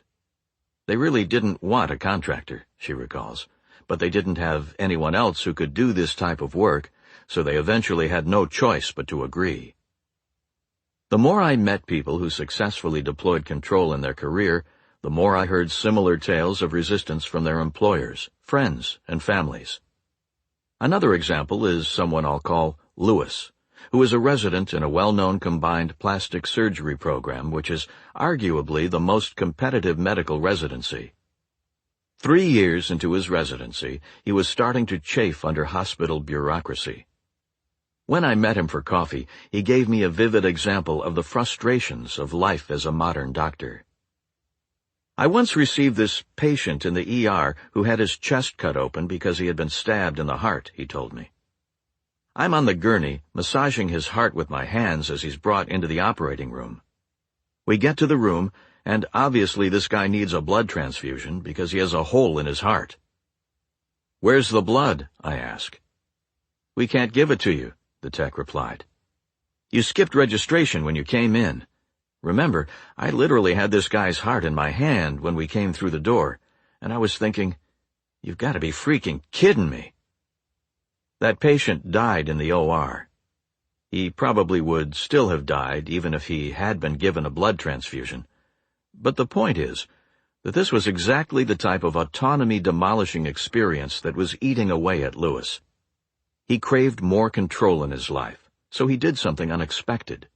He took 2 years off from his residency program to start a company that builds online medical education tools. When you ask Lewis why he wanted to start a company, he paints a compelling picture. One thing a lot of people struggle with in my field is that they have a lot of ideas but don't know how to get them turned into reality. In his vision, he would become a doctor, but also be the co-founder of this company that would continue to run without requiring his day-to-day supervision. As he came up with ideas around medical education, an interest of his, he could then hand them over to the team at the company to be turned into reality. Let's say I have this idea for a game that could help pre-med students learn some sort of new concept, he told me when I asked for an example. I could turn to my team at the company and say, go make this happen. To Lewis, there's a great sense of satisfaction in creating something that actually works, and this company would provide him that opportunity. As with Lulu, however, once Lewis had enough medical expertise to successfully raise the funding to begin this company, he had become valuable enough to his employer that they didn't want to let him go. He was the first person in the 10-year history of his combined plastic surgery program to request time off in the middle of his residency.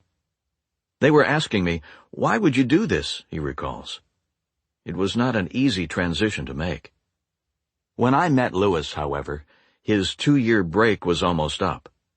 During this time, his company had progressed from an idea into a well-funded organization with a popular flagship product, a tool that helps med students prepare for their board exams, and a full-time staff that will keep things rolling as he returns to finish his residency. Lewis was clearly happy about his decision to push for something different, but it hadn't been easy. This is the irony of control. When no one cares what you do with your working life, you probably don't have enough career capital to do anything interesting. But once you do have this capital, as Lulu and Lewis discovered, you've become valuable enough that your employer will resist your efforts. This is what I came to think of as the second control trap. The second control trap.